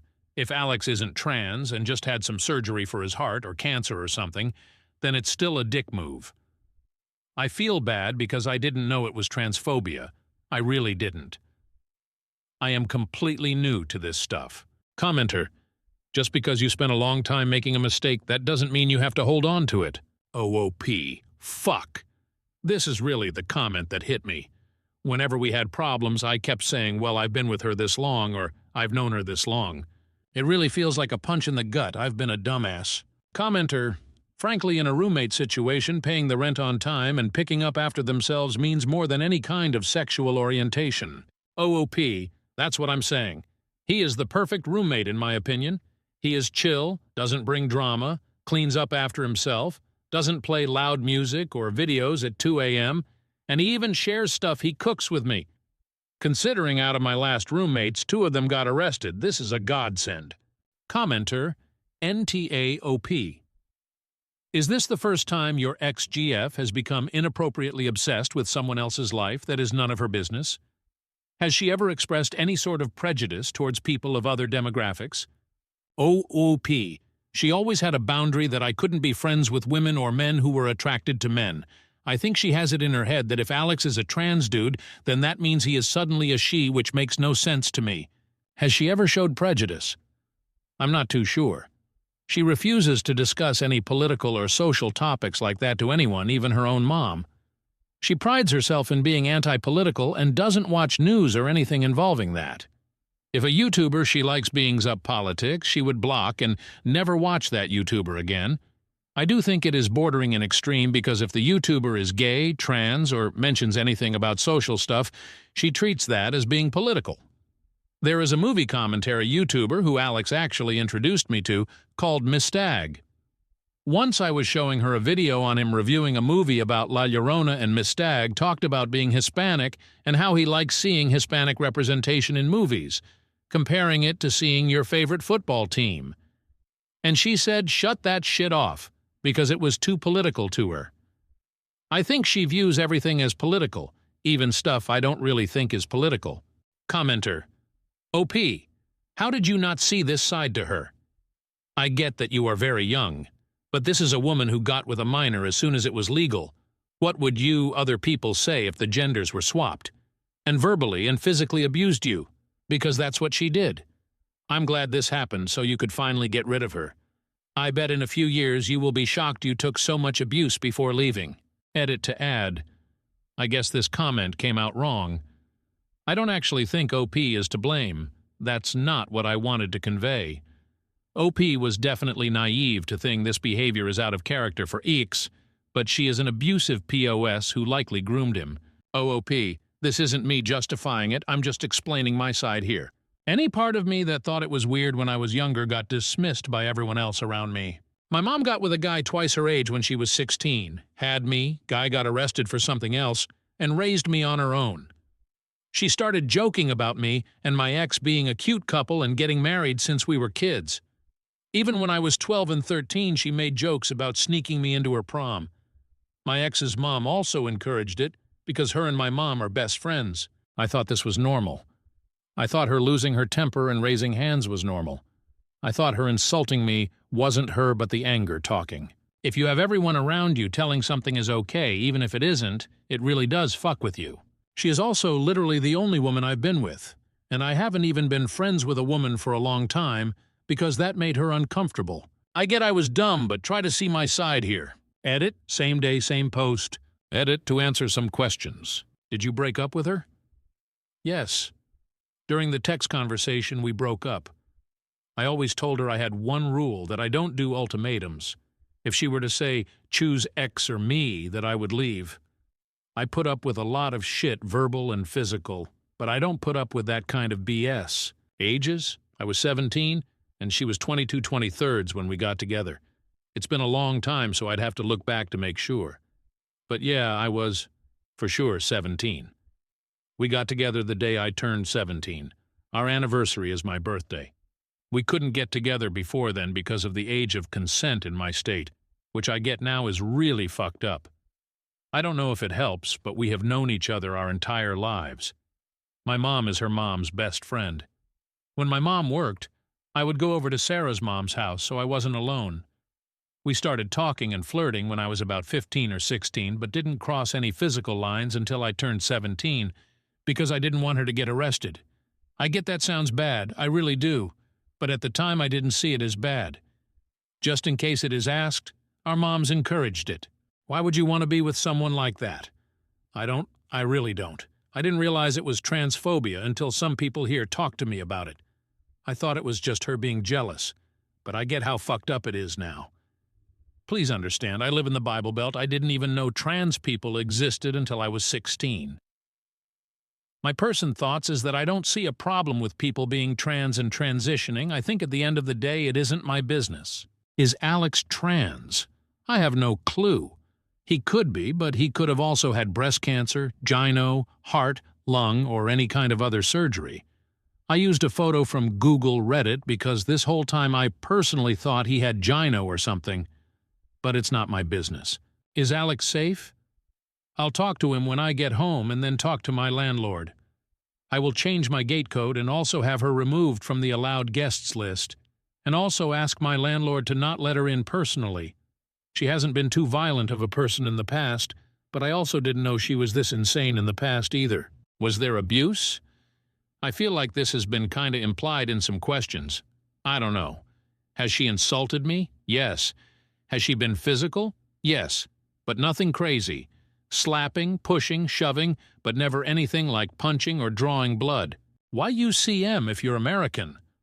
I was born and raised American.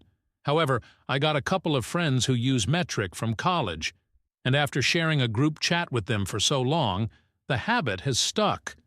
If anyone cares, we're in automotive engineering. The photo?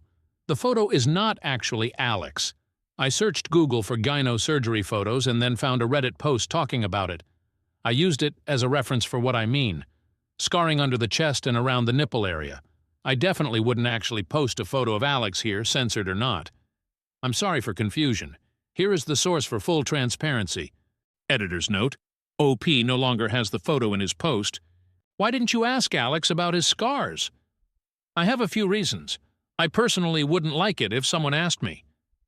Second, my mom has scars all around her body for different reasons and gets livid if you ask her about them. Third, probably the one that confuses people the most, I didn't really care enough to ask. I was curious, but not I just thought, and then went on with my business. Comment. OP responds to a longer comment. OP. Do you think that a man slapping, pushing, shoving, but not punching or drawing blood from his girlfriend is okay? Would you consider doing this to your girlfriend or any future partner in the future? If you heard your female friend doing this to her boyfriend, or your male friend doing this to his girlfriend, would you be fine with it? It's less that I don't think women can be abusers, and more like I felt this was a normal way for someone to convey being upset, or what I am slowly realizing, I do think I deserved it.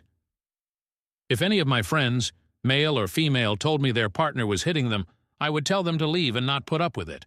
I think there is some party of me that believes that I did deserve it, and I recognize that isn't healthy, so I am going to get help. Commenter, the moms encouraged a 17-year-old to date a 22-year-old? PF is happening, am I misunderstanding? OOP. My mom is one of those people who only thinks it a problem if it's an adult with someone under the age of 13 sexually. Yeah, I had to specify sexually for a reason. My biological father got my mom pregnant with me when she was 15/16. He was more than double her age. I don't know if that experience warped her perception of reality or what. She has been through a lot, and I recognize that, but fuck.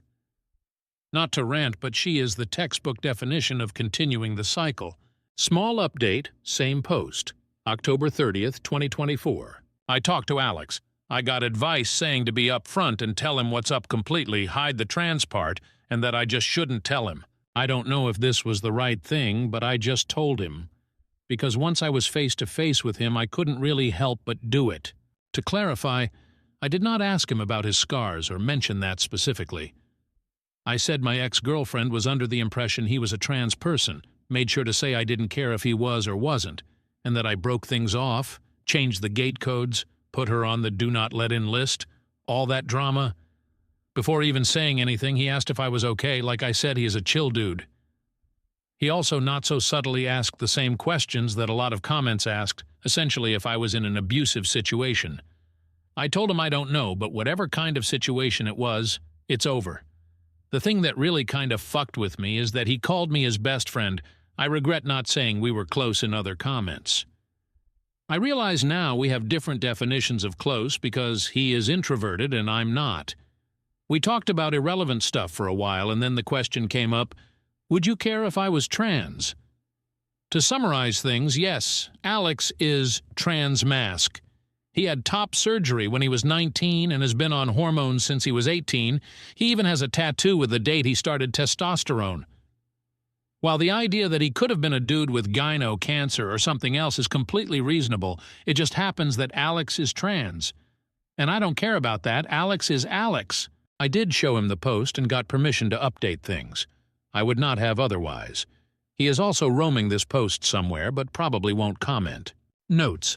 Alex is going to help me out with finding some low-cost or pay-scale therapy because he personally hasn't heard good things about the college's therapy services. Like everyone else has said, yes, it was abuse, I see that. I will also hold higher standards for myself in the future. Alex sent me the information for the therapist he sees, and I'll contact them in the morning. The landlord knows there is a domestic incident, and I trust him when it comes to making sure my ex doesn't show up. The do not allow list was made in mind for this reason. I'm not ready to talk to my mom about this, but I hope with some therapy and time I will be. She knows something is going on, but she believes this is a break and not a breakup. Sorry if this sounds like rambling, it is. This has been a rough couple of weeks, my brain is fried and I'm tired. Keep in mind, I'm still a full-time student during this. I also have to keep my grades up for my grants, scholarships, government aid, etc. I do read all comments, even the not-so-good ones. I will try to respond more before I sleep tonight, but just know even if I don't reply, I have read it. I appreciate all the advice, kicks in the rear, and the sympathy. A side note. I have seen a lot of trans people comment on this post, and I have had a few reach out to me in private. I am thankful for your comments as well. It has brought to my attention how tough things are out there because I honestly felt what I did was the bare minimum and not worthy of praise because it should just be expected. But I see that it is being praised for how low of a bar there is when it comes to human decency towards you, and I'm sorry for that and hope things get better. Told her.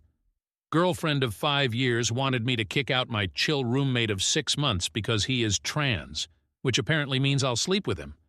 Broke up with her, kept the roommate. Some of OOP's comments. Commenter, NTA. You have a good roommate. Trans or not, they are impossible to find. Your GF was the 1W issues. Get a restraining order? OOP.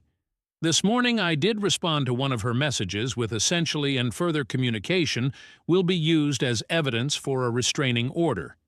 The good thing she is on probation, and one of the rules is that if she commits any crimes while on probation, it'll probably be revoked. So if she messes up once, then she won't be my problem for a couple of years. Probation? She is on probation for DWI. One of the rules of her probation is that she can't violate the law. If she does, then that's a violation and they may revoke her probation. On why he posted here? OOP. I originally asked this question on FB and was given a completely different answer, basically keeping the peace, happy wife, happy life, see it from her point of view, etc. Commenter, why are you so familiar with gynecomastia? OOP, I googled chest scars surgery mail once, and the first thing that came up was a website talking about, do men have to worry about gynecomastia scars? This whole time I assumed Alex had that. Commenter, bro, it legitimately sounds like you'd been railroaded into that one relationship for your entire life. The fact that you're going to be able to establish any standards is going to be a big step up. Therapy is definitely going to be important for that, and it's good you're seeking it out already. OOP. For real. The minute my pregnant mom found out I would be a boy, she immediately joked to Sarah's mom that this was perfect because then I could date Sarah and then our moms could be actual sisters or something. Couples Halloween costumes, my mom coming up with plans to sneak me into Sarah's prom. It's a good thing Sarah can't have kids because my mom wouldn't stop about grandkid ideas until that was found out. Update. Same post. October 31st, 2024. Official update. I talked to the therapist Alex recommended.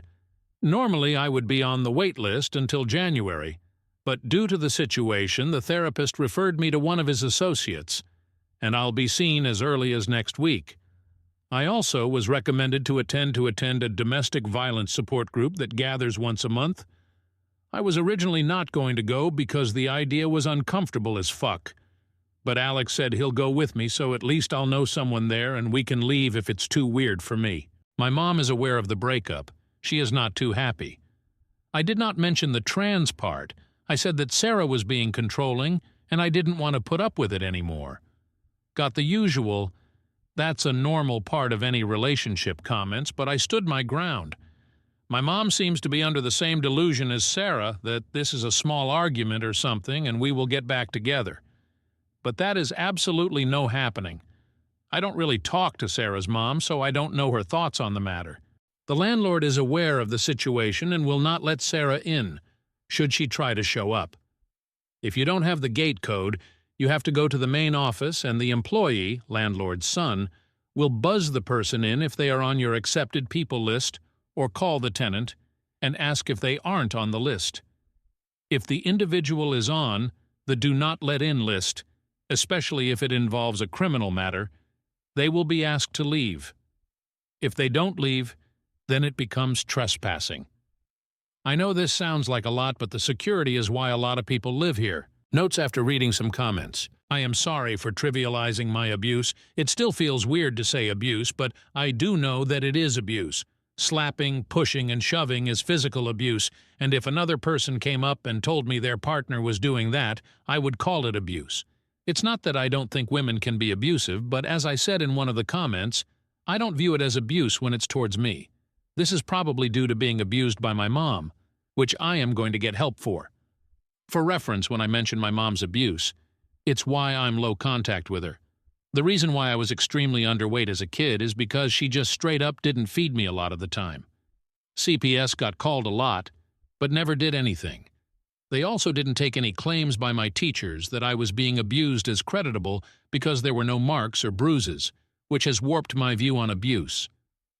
Going forward, if I date again, then I won't put up with any physical or verbal abuse. A couple of comments helped by saying that if I was confused on if it was wrong, to think about if it was another person going through it, which has been helpful in what I feel is right and wrong treatment towards me. After a lot of talking, it turns out Alex and I have been friends this whole time, but because I've never had an introvert friend before, I didn't exactly realize Alex says he didn't want to annoy me by trying to chat with me all the time, which, ironically, is what I was feeling. Now we're going to hang out more, and he's trying to get me to join the D&D game he is in. Thank you for reading my giant block of text. I'm on the app, and I don't exactly know how to format. I'm grateful for all the comments, regardless if they are good or bad. I do read all of them. OOP's comment. Telling Mom about the abuse. I agree with your comment. The unfortunate thing is that my mom is aware of her physical, verbal abuse, and didn't really do anything about it. She would make excuses for Sarah, such as how Sarah just needs help. She's stressed, and that isn't abuse because Sarah didn't leave marks or bruises directly. My mom is not happy about the breakup and is in the denial stage right now, but the roommate issue hasn't been brought up, if it is brought up. I am going to say Alex had heart surgery, which is the excuse Alex uses. Story 10. Ada for crying when my boyfriend let his best friend's wife alter the dish I made for dinner? My boyfriend, 28M, and I, 22F, met at work 2 years ago. Technically, I was working part-time during undergrad and he was a customer, but after a couple of months we started going out. I really love this man and nothing has happened on this scale before, so I'm very confused about it. My BF has a very tight group of friends. I am well acquainted with them and their girlfriends. One of them, Dave, just is married to Ellie, fake names. Ellie is an excellent cook and often hosts dinners, and everyone brings a dessert to those dinners. I am the youngest in the group, so most times they brush off my requests for contributing or bringing in a dessert. However, the last time I asked Dave and Ellie if they wanted anything extra like wine or some sweet dish for dinner, they said I could bring one of those sweet dishes I make for my boyfriend. I'm Indian, and even though I can't cook as well as my mom, and I'm well in a different country for studies, I called my mom up and had her teach me properly how to make a specific Bengali sweet, which is my favorite. I had my friends taste it and they said it was great. My boyfriend ate some and said it was excellent. Except last night I greeted Ellie and kept the dish in the kitchen. When the food was brought out and my boyfriend told everyone I made it, I saw that someone had added cinnamon powder to the sweet. You never have the sweet with cinnamon powder. The dessert tasted like cinnamon, and I felt horrible. Though everyone said thank you and it was good, I think my face gave it away. And my boyfriend took me aside and said that Ellie had told him that my sweet looked too white and thought some cinnamon might bring some color into it. I don't know, I just felt awful and I started to tear up. My boyfriend then defended Ellie and said that his friends already think I'm a child and not make a big deal of this and we will talk about it. I told him Ellie asked him first, couldn't he have told her not to add cinnamon to the sweet? He told me he didn't think it was a big deal and asked me to drop the topic on the way home. I didn't text him goodnight, and this morning he said he was sorry and said my crying made him feel like an awful person. I don't know, now I think I overreacted. Ada? Some of OOP's comments. To a now deleted comment. Thank you.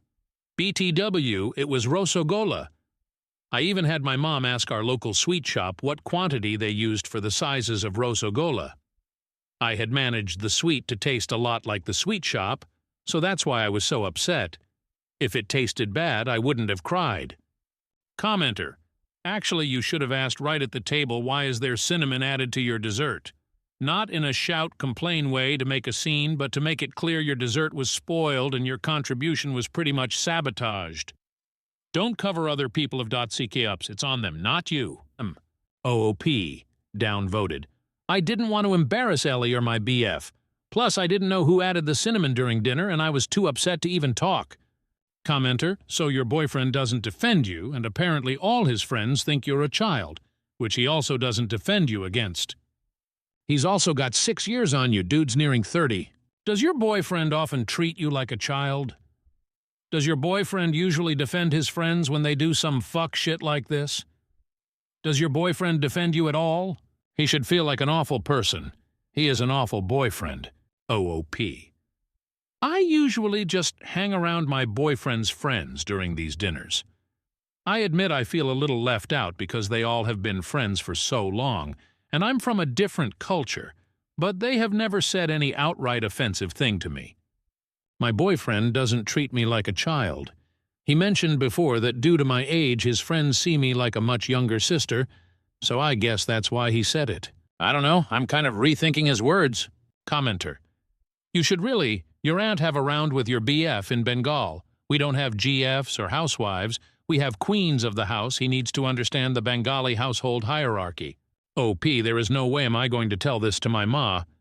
She already has reservations about my BF due to the age gap and the fact that he is not Bengali. But thank you. Your comment cracked me up. A lighter comment. I know! I was horrified. And I had to eat it and act like nothing happened at the dinner table to not cause a scene. Traumatized by cinnamon rosagola was not on my bingo card this year. Top comment. Vegetable business 897.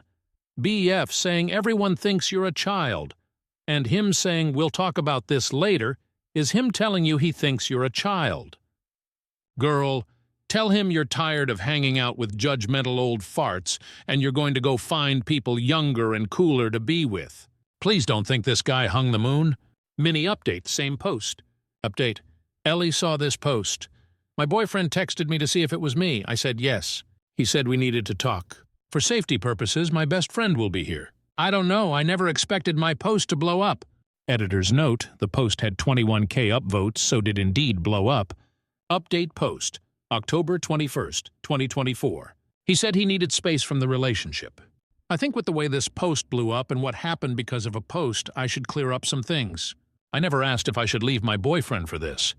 I asked if this was an overreaction, my crying.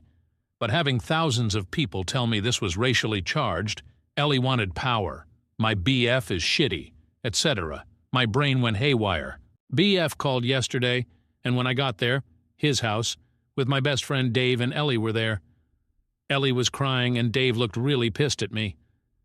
My BF told me to sit down, and Dave started with how could I make a post that most of the people in the dinner party would recognize and know, and could shame Ellie and my BF. My BF was silent, and wouldn't even look at me, and was only shaking his head. It felt like I was a kid, being scolded by my parents with my elder sibling disappointed in my actions. That is what I felt, and it looked. I admit, it was very spineless of me, but Dave went on for like a minute and I was just looking at my BF waiting for him to defend me. I asked Ellie, why would she alter my dish after telling me to bring an Indian dish? She said she thought Indian food would be brown. This woman has more Indian friends than me, and she thinks Indian food is brown. She grew up in the UK, FFs, and I felt so defeated.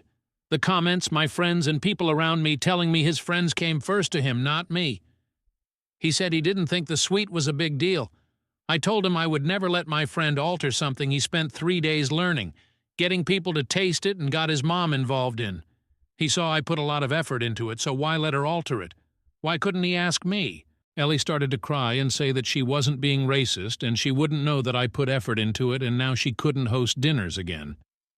I said I used fake names, so why does it matter unless she and Dave went around telling people? BF told me he didn't expect this from me. My best friend piped up that he expected that my BF would have a effing spine, so I guess they were both disappointed. My IG now ex-BF told me in front of Dave and Ellie that he needs some space. I told him to get lost. I don't know what my best friend said to him after that, considering I left BF's flat. I kind of tripped in the metro station, so now I'm crying on my best friend's couch with an ice pack while his BF keeps giving me peach schnapps, and my relationship has toppled over. I wouldn't have stormed out had he looked at me once. He just looked 100% on Dave and Ellie's side and acted like I was the one with the problem when she caused me hurt. If his friends come first when they cause me hurt, where would I have been if I decided to marry this man? My friends are good to me and are acting like I'm some fragile glass. I even heard my best friend and his brother whispering loudly from the kitchen and his elder brother wanting to threaten him via Insta DMs. I hate that this has come to this, considering I have always been the mom friend to my friend group. I'm drunk while writing this, so have some grace in the comments. Also, if you'll be an incel like those people in my DMs, telling me I'll never keep a man if I'm this dramatic, please go away. I just thought I needed to update. That's it. Thanks, guys. Edit. Guys, this is the first time I've faced what y'all have been calling racism. TBH, I didn't see Ellie putting cinnamon into my rosagola as racism. I was just hurt that my days of hard work was ruined. That's it. I understand I need to work on my self-esteem and not let people walk over me. My best friend's elder brother, he's a doctor and is super pissed at my ex-RN because he didn't know what happened, booked an appointment with a therapist he knows, as he thinks I need mental help to not normalize aggressive behavior. I'm sorry for ranting on Reddit, but I guess that's where I am. Both my best friend and I will be going. He had been there for some time before. And the situation is tense at home because Dada, Bestie's brother, didn't know what was happening and tore my friends a new one for not protesting when Dave said shit to me. I still haven't told him it was over a Reddit post and that I'm writing here. I feel awful, and I don't know how to tell my mom she was right. I wish I never went out with him. One of my ex's friends, from the dinner party, asked me if I really left my ex over a dessert, so I guess that's what he told people. It hurts. I know it shouldn't, but it hurts. I think it is partially my fault. I shouldn't have let myself be treated like this. There were signs and I ignored them. And now I think I'll never have another relationship because it feels like a horrible, anxious feeling. Some of OOP's comments. Commenter: the older brother, who is a doctor and is taking the time to make sure that your mental health is okay, sounds like he cares more about you than Dave or anyone at the dinner party. OOP: he does, never doubted that. He's also very mad at me for drinking too much and at his brother for hiding the fact that my ex was an asswipe. I actually am grateful to him and my best friend for being a very strong support system. Commenter: completely unrelated thing, BTW brown rosagolas exist in India too. They're not as sweet as the white kind, so I prefer the white ones. 3. OP: I was thinking of making gur rosagolas. They are brown and tastier, in my opinion. I think maybe if I had made them, this whole mess wouldn't have happened. Commenter: I'm really curious what this dessert is that takes 3 days to make. Drop a link to a recipe? OOP: it does not take 3 days to make. I practiced 4 times, and because I'm not a professional sweet maker, it took me almost 6 hours all 3 days to properly make the chana, or the correct amount of cardamom to put into the milk for a little cardamom taste.